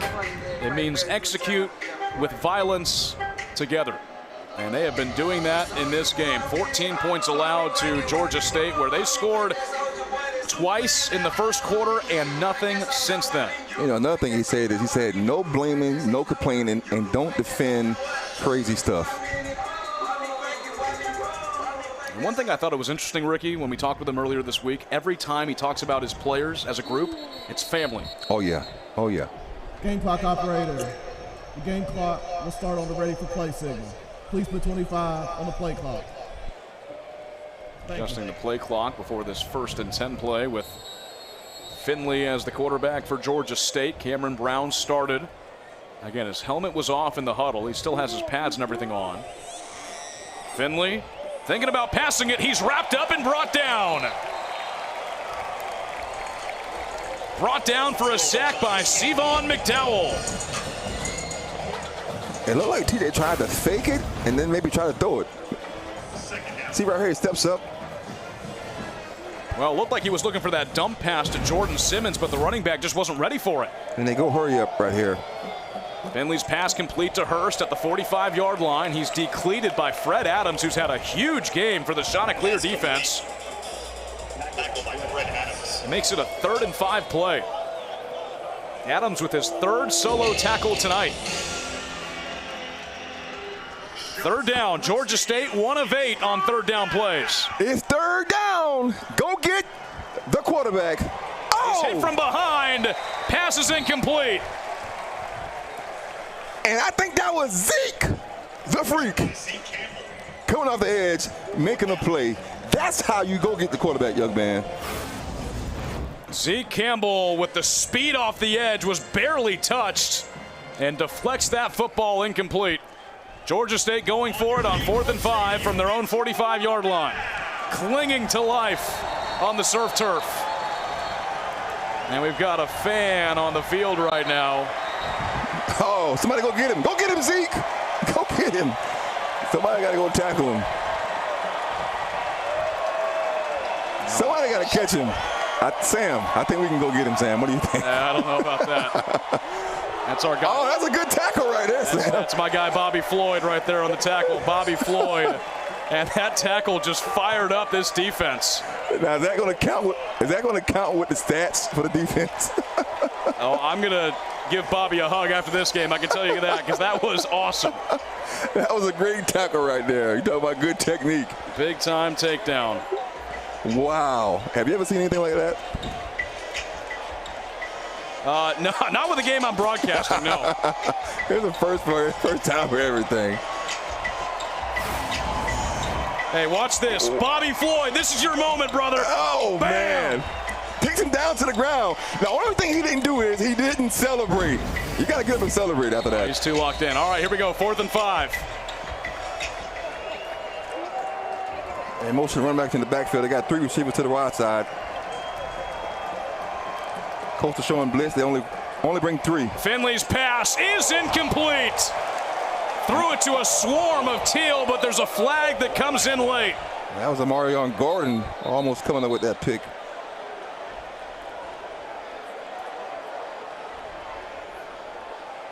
holding on the call. I should say we're holding on this call, trying to see what it is. Here it comes. There is no foul for defensive pass interference. And the Soul Collectors get it done again. First down, Coastal Carolina. Turnover on downs, and the offensive struggles for Georgia State continue. Coastal gets it back at the Panther 45-yard line, and this defense has had quite the game, Ricky. Now, and they've held Georgia State to 142 passing yards, just 97 yards on the ground. Now, the Panthers have had some self-inflicted wounds with 6 penalties for 40 yards, many of those being false starts. But now Coastal takes it over and a chance to put this one in the bag. You think one more touchdown here puts it out of reach. and you come out with Jalen John at running back. Let's see if the Georgia State defense can come up with a big play here.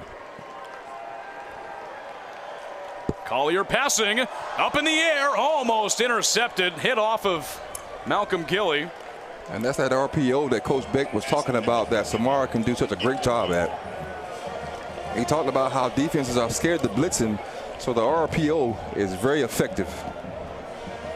Gilly's been that deep threat for Coastal the past few games, 34 plus for a touchdown the last 2.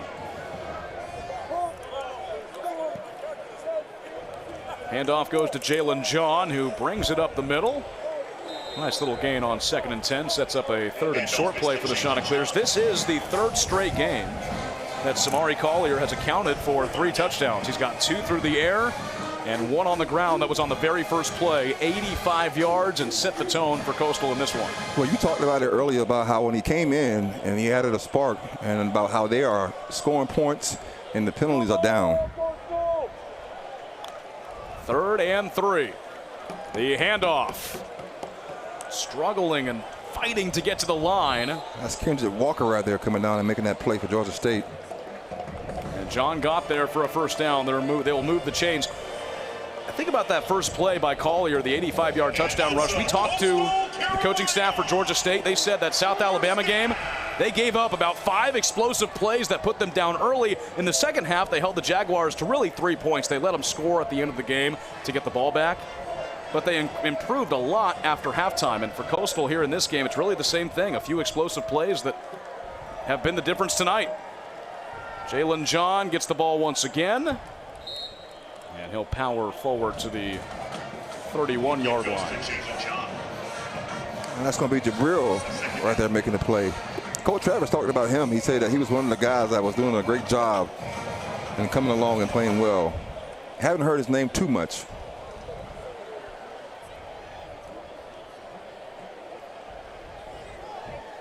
Second and 6. It's Edwards in at running back.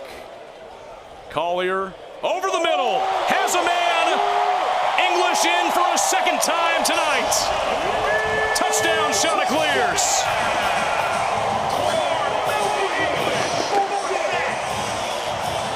That bowl season's getting closer and closer. I can hear the pins falling right now, it's Dub. And Samaria connects with his guy for 6. 2 touchdowns tonight for Carmelo English, who had not had a touchdown entering this game. A 3-yard connection earlier in this second half, and him and Collier connect for 31 yards and a Coastal score. 40-14 the score in Conway. Chanticleers break it wide open, and Carmelo English gets open for Collier for a touchdown. I want to show this right here. They fake the handoff and they go RPO right here. Great job right here with English finishing and scoring the touchdown. The Chanticleers are rolling.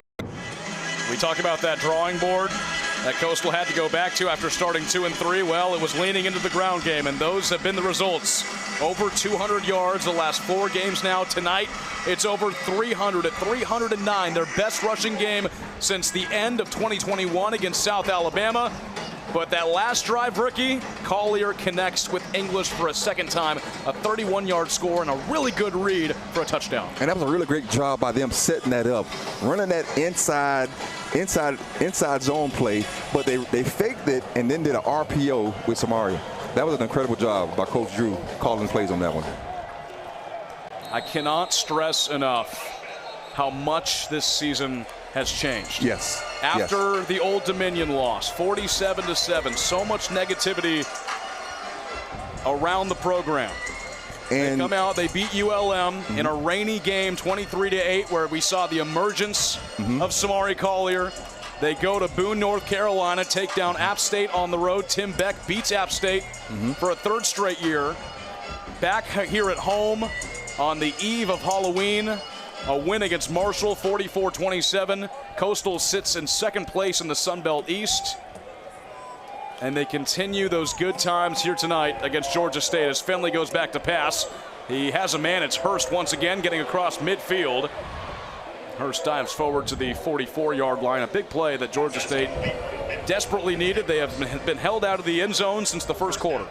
And we talked to Coach Beck, and that's do you remember I asked Coach Beck, I said, what motivates you? Because all the noise you heard all year, what kept you going?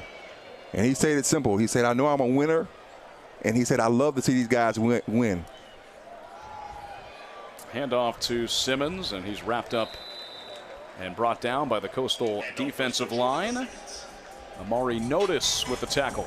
I want to make sure I say that right. He said, I know I'm a good football coach, and I'm a winner. Yeah. And he said this. He said, lions don't concern themselves with the sheep. I love that. I said, Coach, say it again. He said, I'm a winner. I know I'm a great coach. He has kept this program hyper-focused. They've tuned out all the noise that was going on after taking some big blowout losses to Virginia, who's now a ranked team, East Carolina, and Old Dominion. Finley is swarmed. He gets the pass off. It actually hits off of Simmons and incomplete. He wasn't ready for it. We do have a flag. That's a great pass rush right there by the Chanticleers.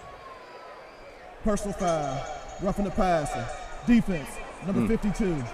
15-yard penalty, automatic, first down.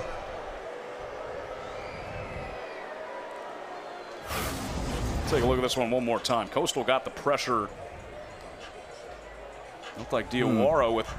You see, it's plays like that where I just don't know what you're supposed to do. Well, as a former defensive end, that is difficult to tell me that I have to go into a game and be careful hitting the quarterback.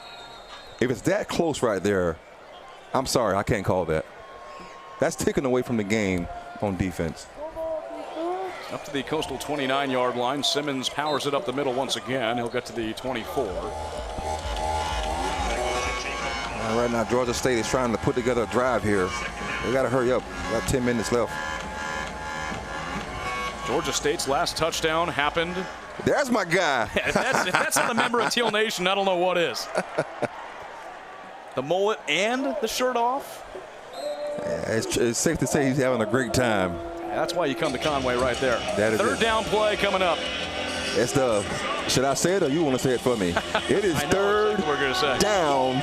Go get the quarterback. Their last touchdown was with 56 seconds left in the first quarter. That was their last score. 3rd and 3 from the Teal 22-yard line.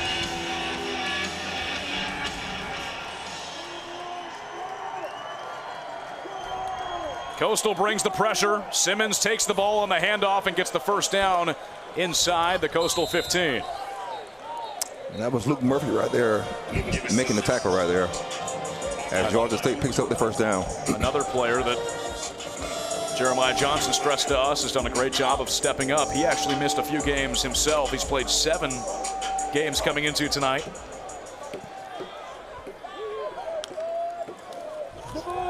Finley going to the end zone. Too high, incomplete. That was a really good job right there by Whitaker right there playing that. They're trying to get the ball to their big-time receiver, Hurts. And Whitaker said, no, not today. 7 receptions for 129 yards for Ted Hurst, I should say, tonight. He's got now TJ Finley working with him. 2nd and 10.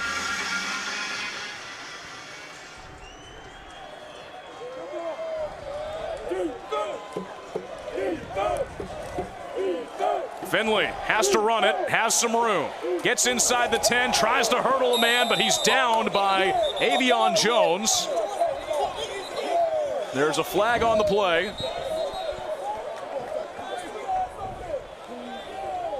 Looks like Coastal was offsides. Offside. Defense, number 42, in the neutral zone at the snap. 5-yard penalty, second down. So now TJ will have to run out, correct? And we should see Christian come in for a play. Who's going to be the quarterback now? It should be Christian. We see a lot of guys oftentimes try to go over the top right here. Quarterback is P.J. Hatter, so he'll become the 4th quarterback used by Georgia State this season. Redshirt sophomore transfer from Texas State. Hatter has it himself and takes the run, calls his own number, tiptoes by the sideline, and is pushed out of bounds. And that's that quarterback run that they love to run when they get this close to the goal line. We saw him do it with Cameron Brown. Now we see him do it with this guy. His first play with the Panthers this season. Makes it 1st and goal, and Finley is back out there. A few ticks over 8 minutes left in this game. Panthers not backing down. Time definitely not on their side. They'll hand it off to Simmons, who spins around, stretches forward, and is marked down inside the 1-yard line.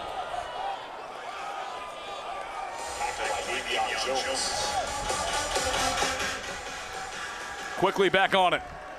Simmons into the end zone. Walks in on this one. Panthers score for the first time since the first quarter. They march down the field, some big plays, and they're back on the scoreboard. A 9-play, 75-yard drive. This is an inside drive right here. He walks in untouched on that touchdown. And that was the play before that set up that last play. They're going to go for 2.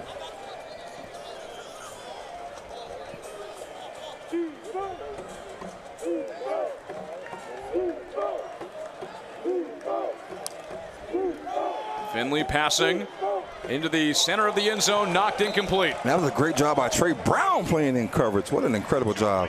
Brown with the deflection, 2-point conversion, no good. Coastal has doubled Georgia State's lead. It's 40-20. Panthers put it back in the end zone. We're back with more on ESPN Plus after this.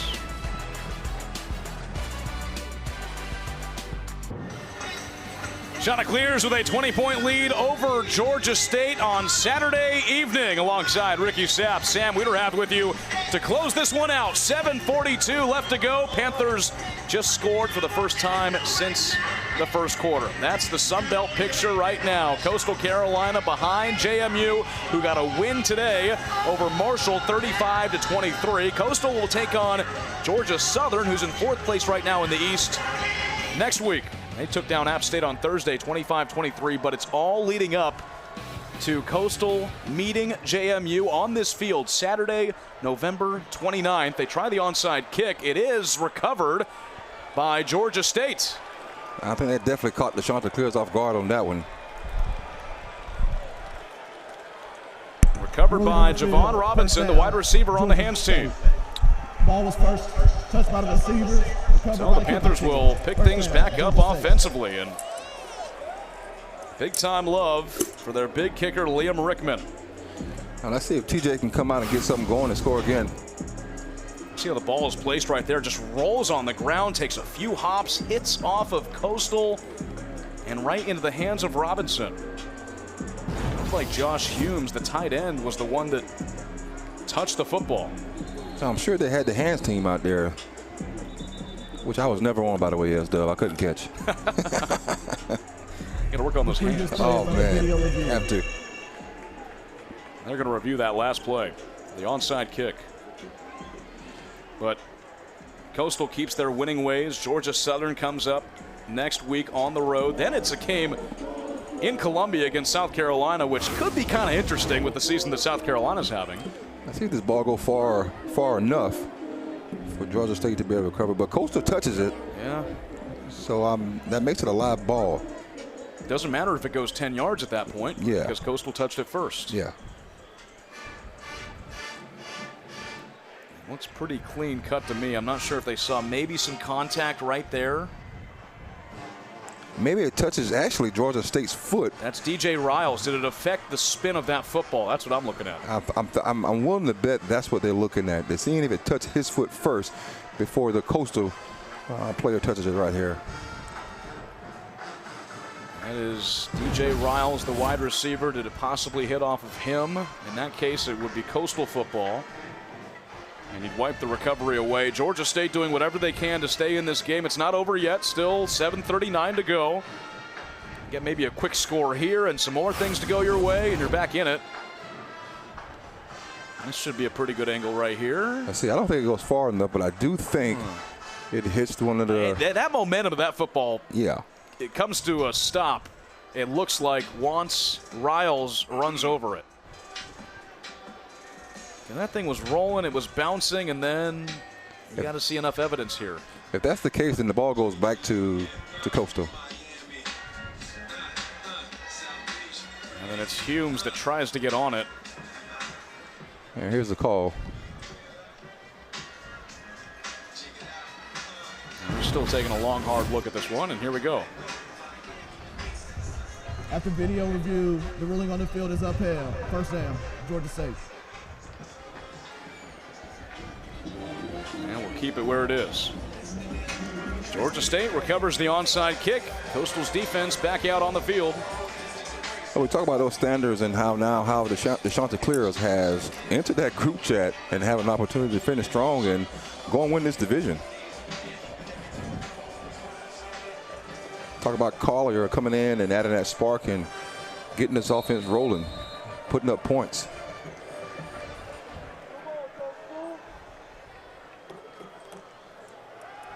Finley, pump fake, finds a man at the 44-yard line in Coastal territory and wrapped up at the 34 and taken down. That was Grant Hollier right there with the catch. First down, Georgia State. Hollier had a touchdown catch in the first quarter of this game. And now we see Georgia State trying to go hurry up. Finley again across the middle, has Hollier once more. Inside the red zone and pushed at the 10-yard line. Back-to-back receptions to the tight end, and Georgia State knocking on the door once again. And that's Avion Jones right there making that play. Can't let up here. You got a 20-point cushion, but still a lot of time to play. And he goes to their playmaker and he catches it. Ted Hurst completes it for a touchdown. Big time players as the big time players make big time plays, and that was a big time play right there. 3 plays, and in a flash, Georgia State scores again.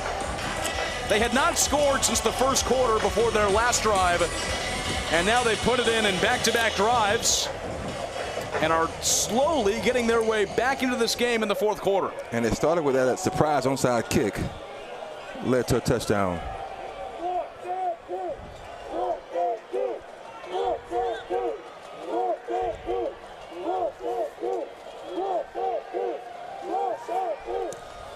It's a 2-possession game with just under 7 minutes to play. One more look at Finley finding Hurst. Just a big guy that can go up and grab those footballs. And great footwork right there. They said that ball goes in the air, he's 50-50. And he comes down with it right there on that play. Almost don't think you have to do an onside kick here because 6:41 left. If you stop Coastal quickly, you have an opportunity to go back down and score again. Georgia State gets the onside kick. In 3 plays, they travel 59 yards in just 58 seconds to make it a 2-score game. So now if you coach Drew, you want to get this ball and you want to establish the run, eat up some of this clock, but you want to score. You don't want to give them an opportunity to get back in this game. Looks like they are setting up for an onside kick once again. Rickman was successful on the first try. Here he goes again. Got to wait for that one. Coastal will fall on it. Shy of 10 yards. Georgia State might have gotten it again. You talk about a change of events right here. Onside kick back to back, and Georgia State seems to think that they got it. My goodness. Panthers. And they have it. Have the football. First down, Georgia State. They have recovered 2 back-to-back onside kicks, and this time it's Branson Robinson, the running back. And now you got to put the defense right back on that field after just coming off and getting scored on. It was the same thing that happened back-to-back times. Exactly same thing. Same as that kick. This time they let it roll enough, and then they recover it. I couldn't quite make out that number for Coastal, but Georgia State is back on offense for a 3rd consecutive drive. Coastal's offense has not touched the ball. They got the tight ends rolling on that last drive. Let's see if they get them involved here. Let's see if they go to their receiver, Ted.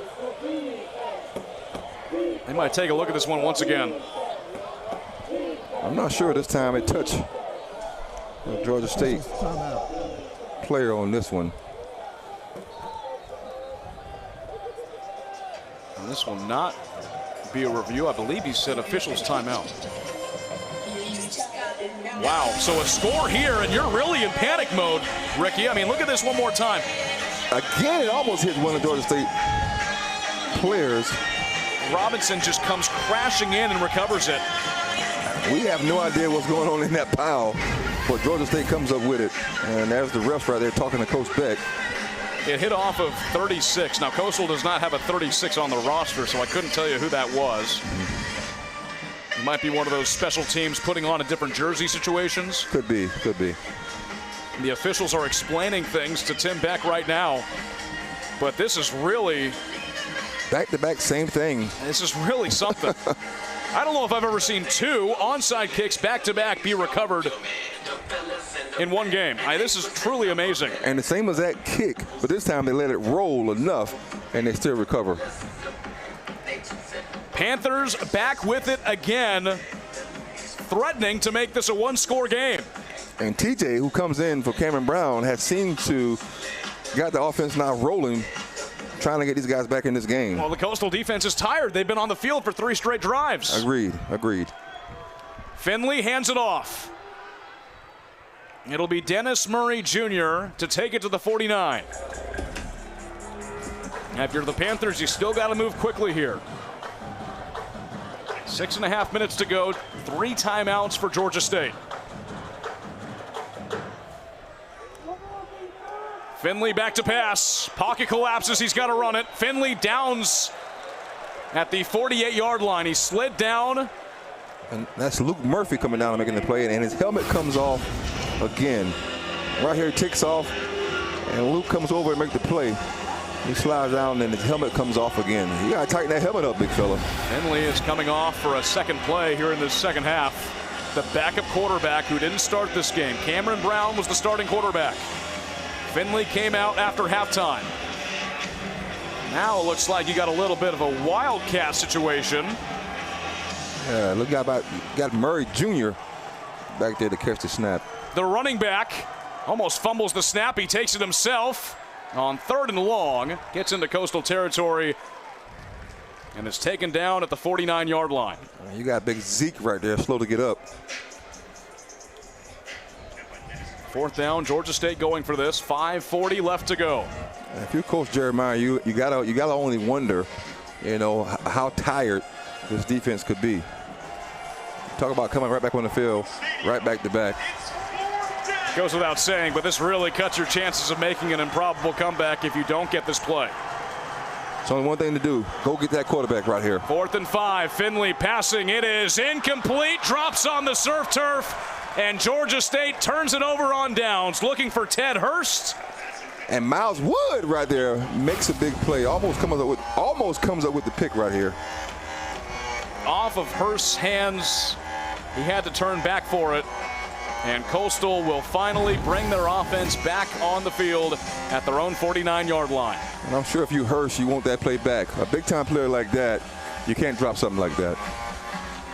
5:16. Georgia State still has 3 timeouts, so Coastal has to be productive on this drive. Simpkins in as the running back. 14 rushes for 67 yards. It'll be Simpkins' ball. And he skates forward to the 45-yard line for a gain of 6. And once again, that O-line does a great job blocking. And Simpkins finds the hole, hits it, and he gets as much green as he can. I don't think they're going to break it, but the all-time rushing record for Coastal, 405 rushing yards against Texas State in 2020. Certainly doing a great job tonight, putting up some rushing yards. That old line is playing extremely well. You're talking about the injuries that they had all year. As they take their time, as they should. 5 on the play clock. They hand it off to Simpkins once again. He tries to find some space up the middle. No gain. And Georgia State will take one of their 3 timeouts left. Timeout, Georgia State. Smart move there. You don't take it on the first play. 30 seconds. Stop it on the 3rd down play, so you have some extra time to stop the clock, plus the 2-minute timeout. And Coastal needs a first down here badly. And if you're Georgia State, you took out Cameron Brown early, and then you bring in TJ, and he gets him going late in the game, almost trying to put him in him, giving them a chance to almost come back and win this game. Some of the other Sun Belt scores around the conference. Louisiana beating Texas State right now 35-17 with 9:52 left in the 3rd. JMU took down Marshall 35-23 earlier today. And Southern Miss kept their run going on the west side of the conference. 27-21 winners over Arkansas State. Georgia Southern, Coastal's next opponent next weekend, beat App State on Thursday 25-23. So it's 3rd and 5. This is definitely a big down right here for the Chanticleers on offense. Edwards is the running back. Collier will take it himself, looking to follow his blocks. He's stopped at the line of scrimmage. Might have gotten blown back for a loss of 1. Another timeout taken by the Panthers. Timeout, Georgia State. 30 seconds, timeout. And the Georgia State defense comes up with a big stop right there on 3rd down. Tim Beck, Drew Hollingshead, I'm sure, talking over to see if is this a play worth going for. You're at the Panther 45-yard line. Now Georgia State has only 1 timeout left, plus the 2-minute timeout. I think you put it on the back of the Soul Collectors. I think you put them back out there and you let them play.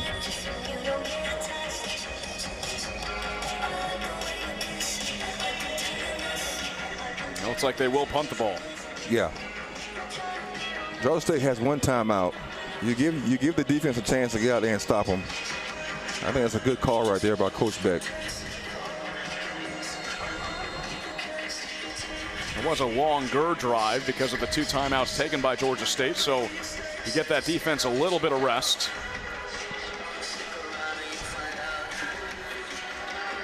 Javon Robinson back to return the punt from Emil Sebafunde.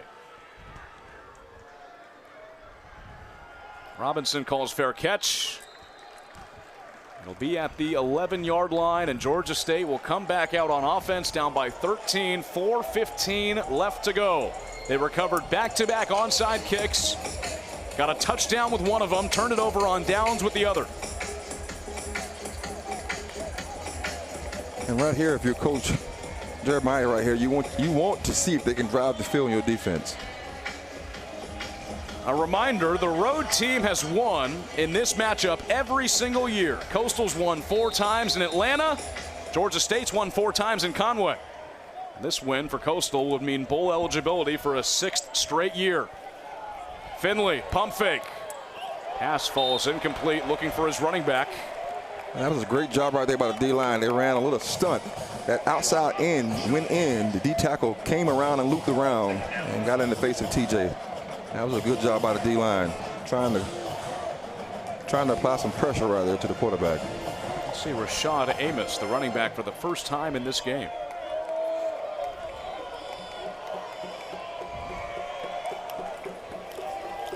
Finley, right in the middle, and a big hit, pops the ball out by Luke Murphy. And he has been showing up on these last drives, making some big plays right there.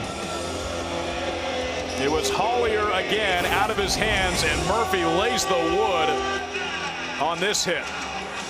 Boom. And what a great job of him putting his foot in the ground, coming downhill and making that play.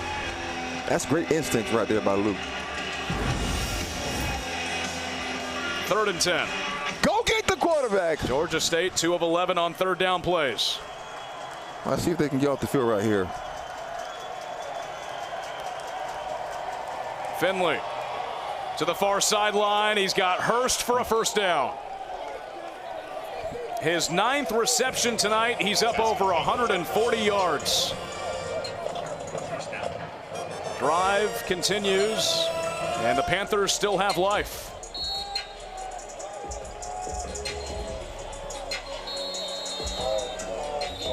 Those are the trusty hands that Georgia State keeps turning to in these big play situations. He's definitely been reliable for them the whole game.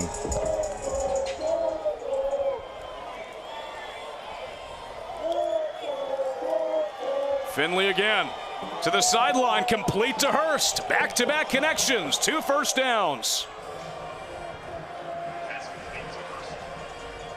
10 receptions. Now, if you're coaching defense right now, you have to try to apply some kind of pressure right now. Get this quarterback off of his spot. Finley is complete this time to Robinson. Pushed out. The clock has stopped with Robinson going out of bounds. Now it's rolling. Georgia State running that hurry-up offense. 2nd and 2.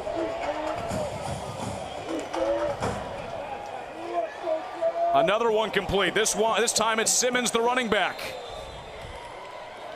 Into Coastal territory. Clock stops at 3:17.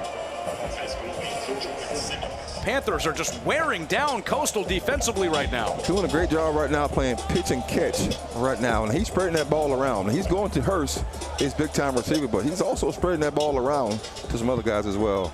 The defense has been on the field so much in this 4th quarter. 3 minutes to go. Pass complete to Simmons. Spins around inside the 40-yard line, a 9-yard gain. McDowell right there making that play.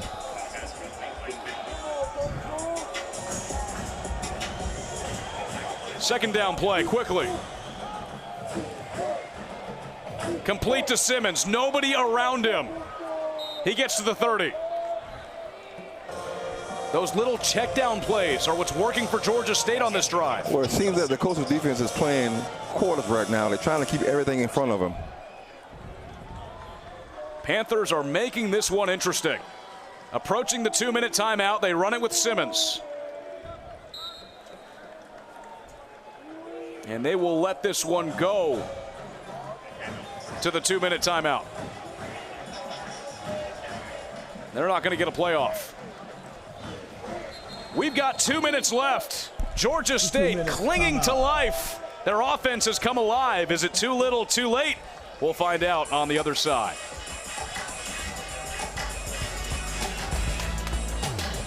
That's what's coming up next on Coastal's schedule at Georgia Southern November 15th. Then it's a matchup with South Carolina on the 22nd. And a matchup after that could have some big implications for the Sun Belt Championship game against James Madison, the final game at Brooks Stadium this year, November 29th. But right now, the attention is what's going on the field. Georgia State is knocking on that door, trying to make a comeback here with 2 minutes left. They've had late 4th quarter life. 2nd and 7 for TJ Finley, the backup quarterback tonight. Pass is complete to Lloyd.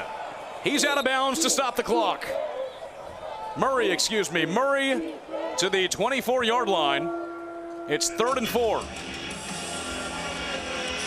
These short passes are moving Georgia State down the field.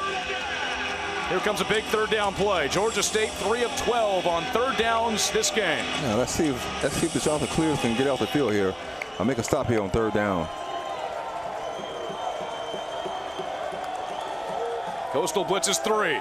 Finley looks to the end zone with Hurst. It is over his head. They'll have one more play to stay in this game. But no surprise there, looking for number 1. Of course, you got to go to your big-time player. That's a simple step back, throws it up top. It's a 50-50 chance that he's going to get that ball. Looking at the last chance for Georgia State. 4th and 4. 2 of 4 on 4th downs.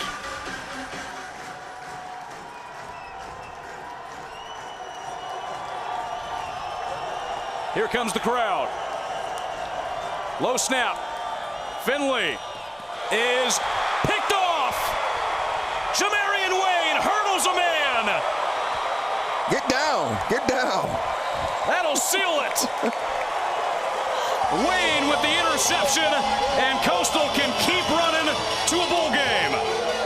And the Soul Collectors say, that's game. Makes a big play. He was looking for Hurst. They got to come back.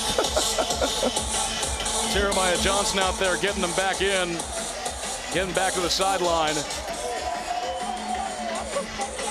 Coastal Carolina with the takeaway.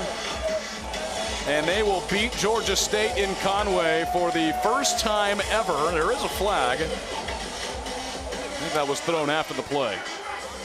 How about the Chanticleer starting off the way they're starting off, and now putting the college football on notice, finishing strong as the end of the season is approaching. Impressive work by Coach Beck and his coaches. Continue to go back to that drawing board and fixing the issues. The result of the play is the interception. After the play, personal foul, unnecessary roughness. Number 14, Coastal Carolina. Personal foul, unnecessary roughness. Number 5 for Georgia State. Those penalties offset. First down, Coastal Carolina. Yeah. So some extracurriculars after the interception. Chanticleers hold off a strong fourth quarter comeback by Georgia State right through Ted Hurst. Wayne was there for the interception. And he hurled somebody. Wow, get up, big fella. One timeout left for Georgia State with 1:37 to go. Coastal keeping the ball on the ground as they have all game. Over 315 rushing yards tonight. Georgia State will take that final timeout with a minute 31. Georgia State. And they're bringing Jillian John to take the carries right here on this last drive.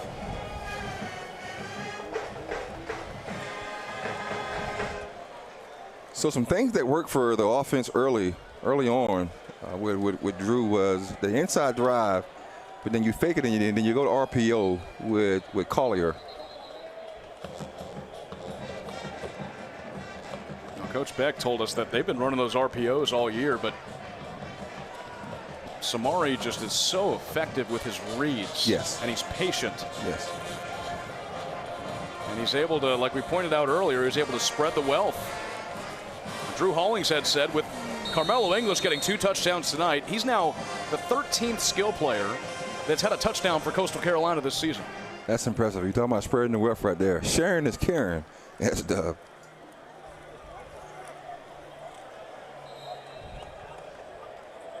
Jalen John gets to the 31-yard line. 3rd down. Coastal will take off as much time as they can. 1:15 left in Conway. Coastal was tested here in the 4th quarter. 2 touchdowns by Georgia State to bring this game within 2 scores. But the interception 1 minute. on 4th down looks like we'll seal this one.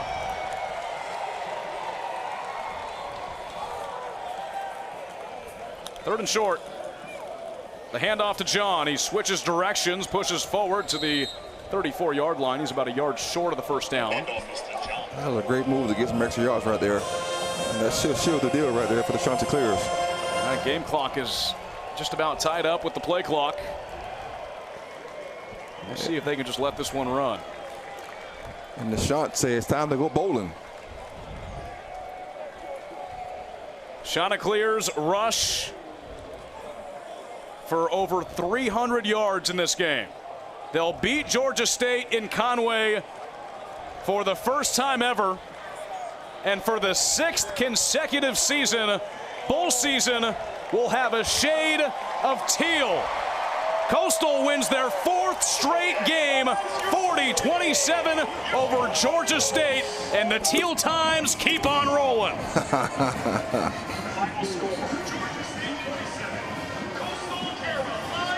What a turnaround this has been. After starting 2-3 and things looking bleak, Coastal is now going to a bowl game for the 6th straight year. But Ricky, at this point, they've got goals higher than that. Yes, and you're talking about still having goals that you can reach. This is just one of them, but they still have an opportunity to go and finish and win this division. They control their destiny right now with that matchup against JMU. The final home game could be a bid for a spot in the Sun Belt title game. Coastal Carolina improves to 6-3 on the season and 5-1 in Sun Belt play. The Chanticleers get the job done. They take down Georgia State alongside Ricky Sapp, Haley Nitchie down on the field, and our entire ESPN Plus crew. I'm Sam Wiederhalf saying have a great rest of your weekend, everybody. Chanticleers back bowling for a 6th consecutive season.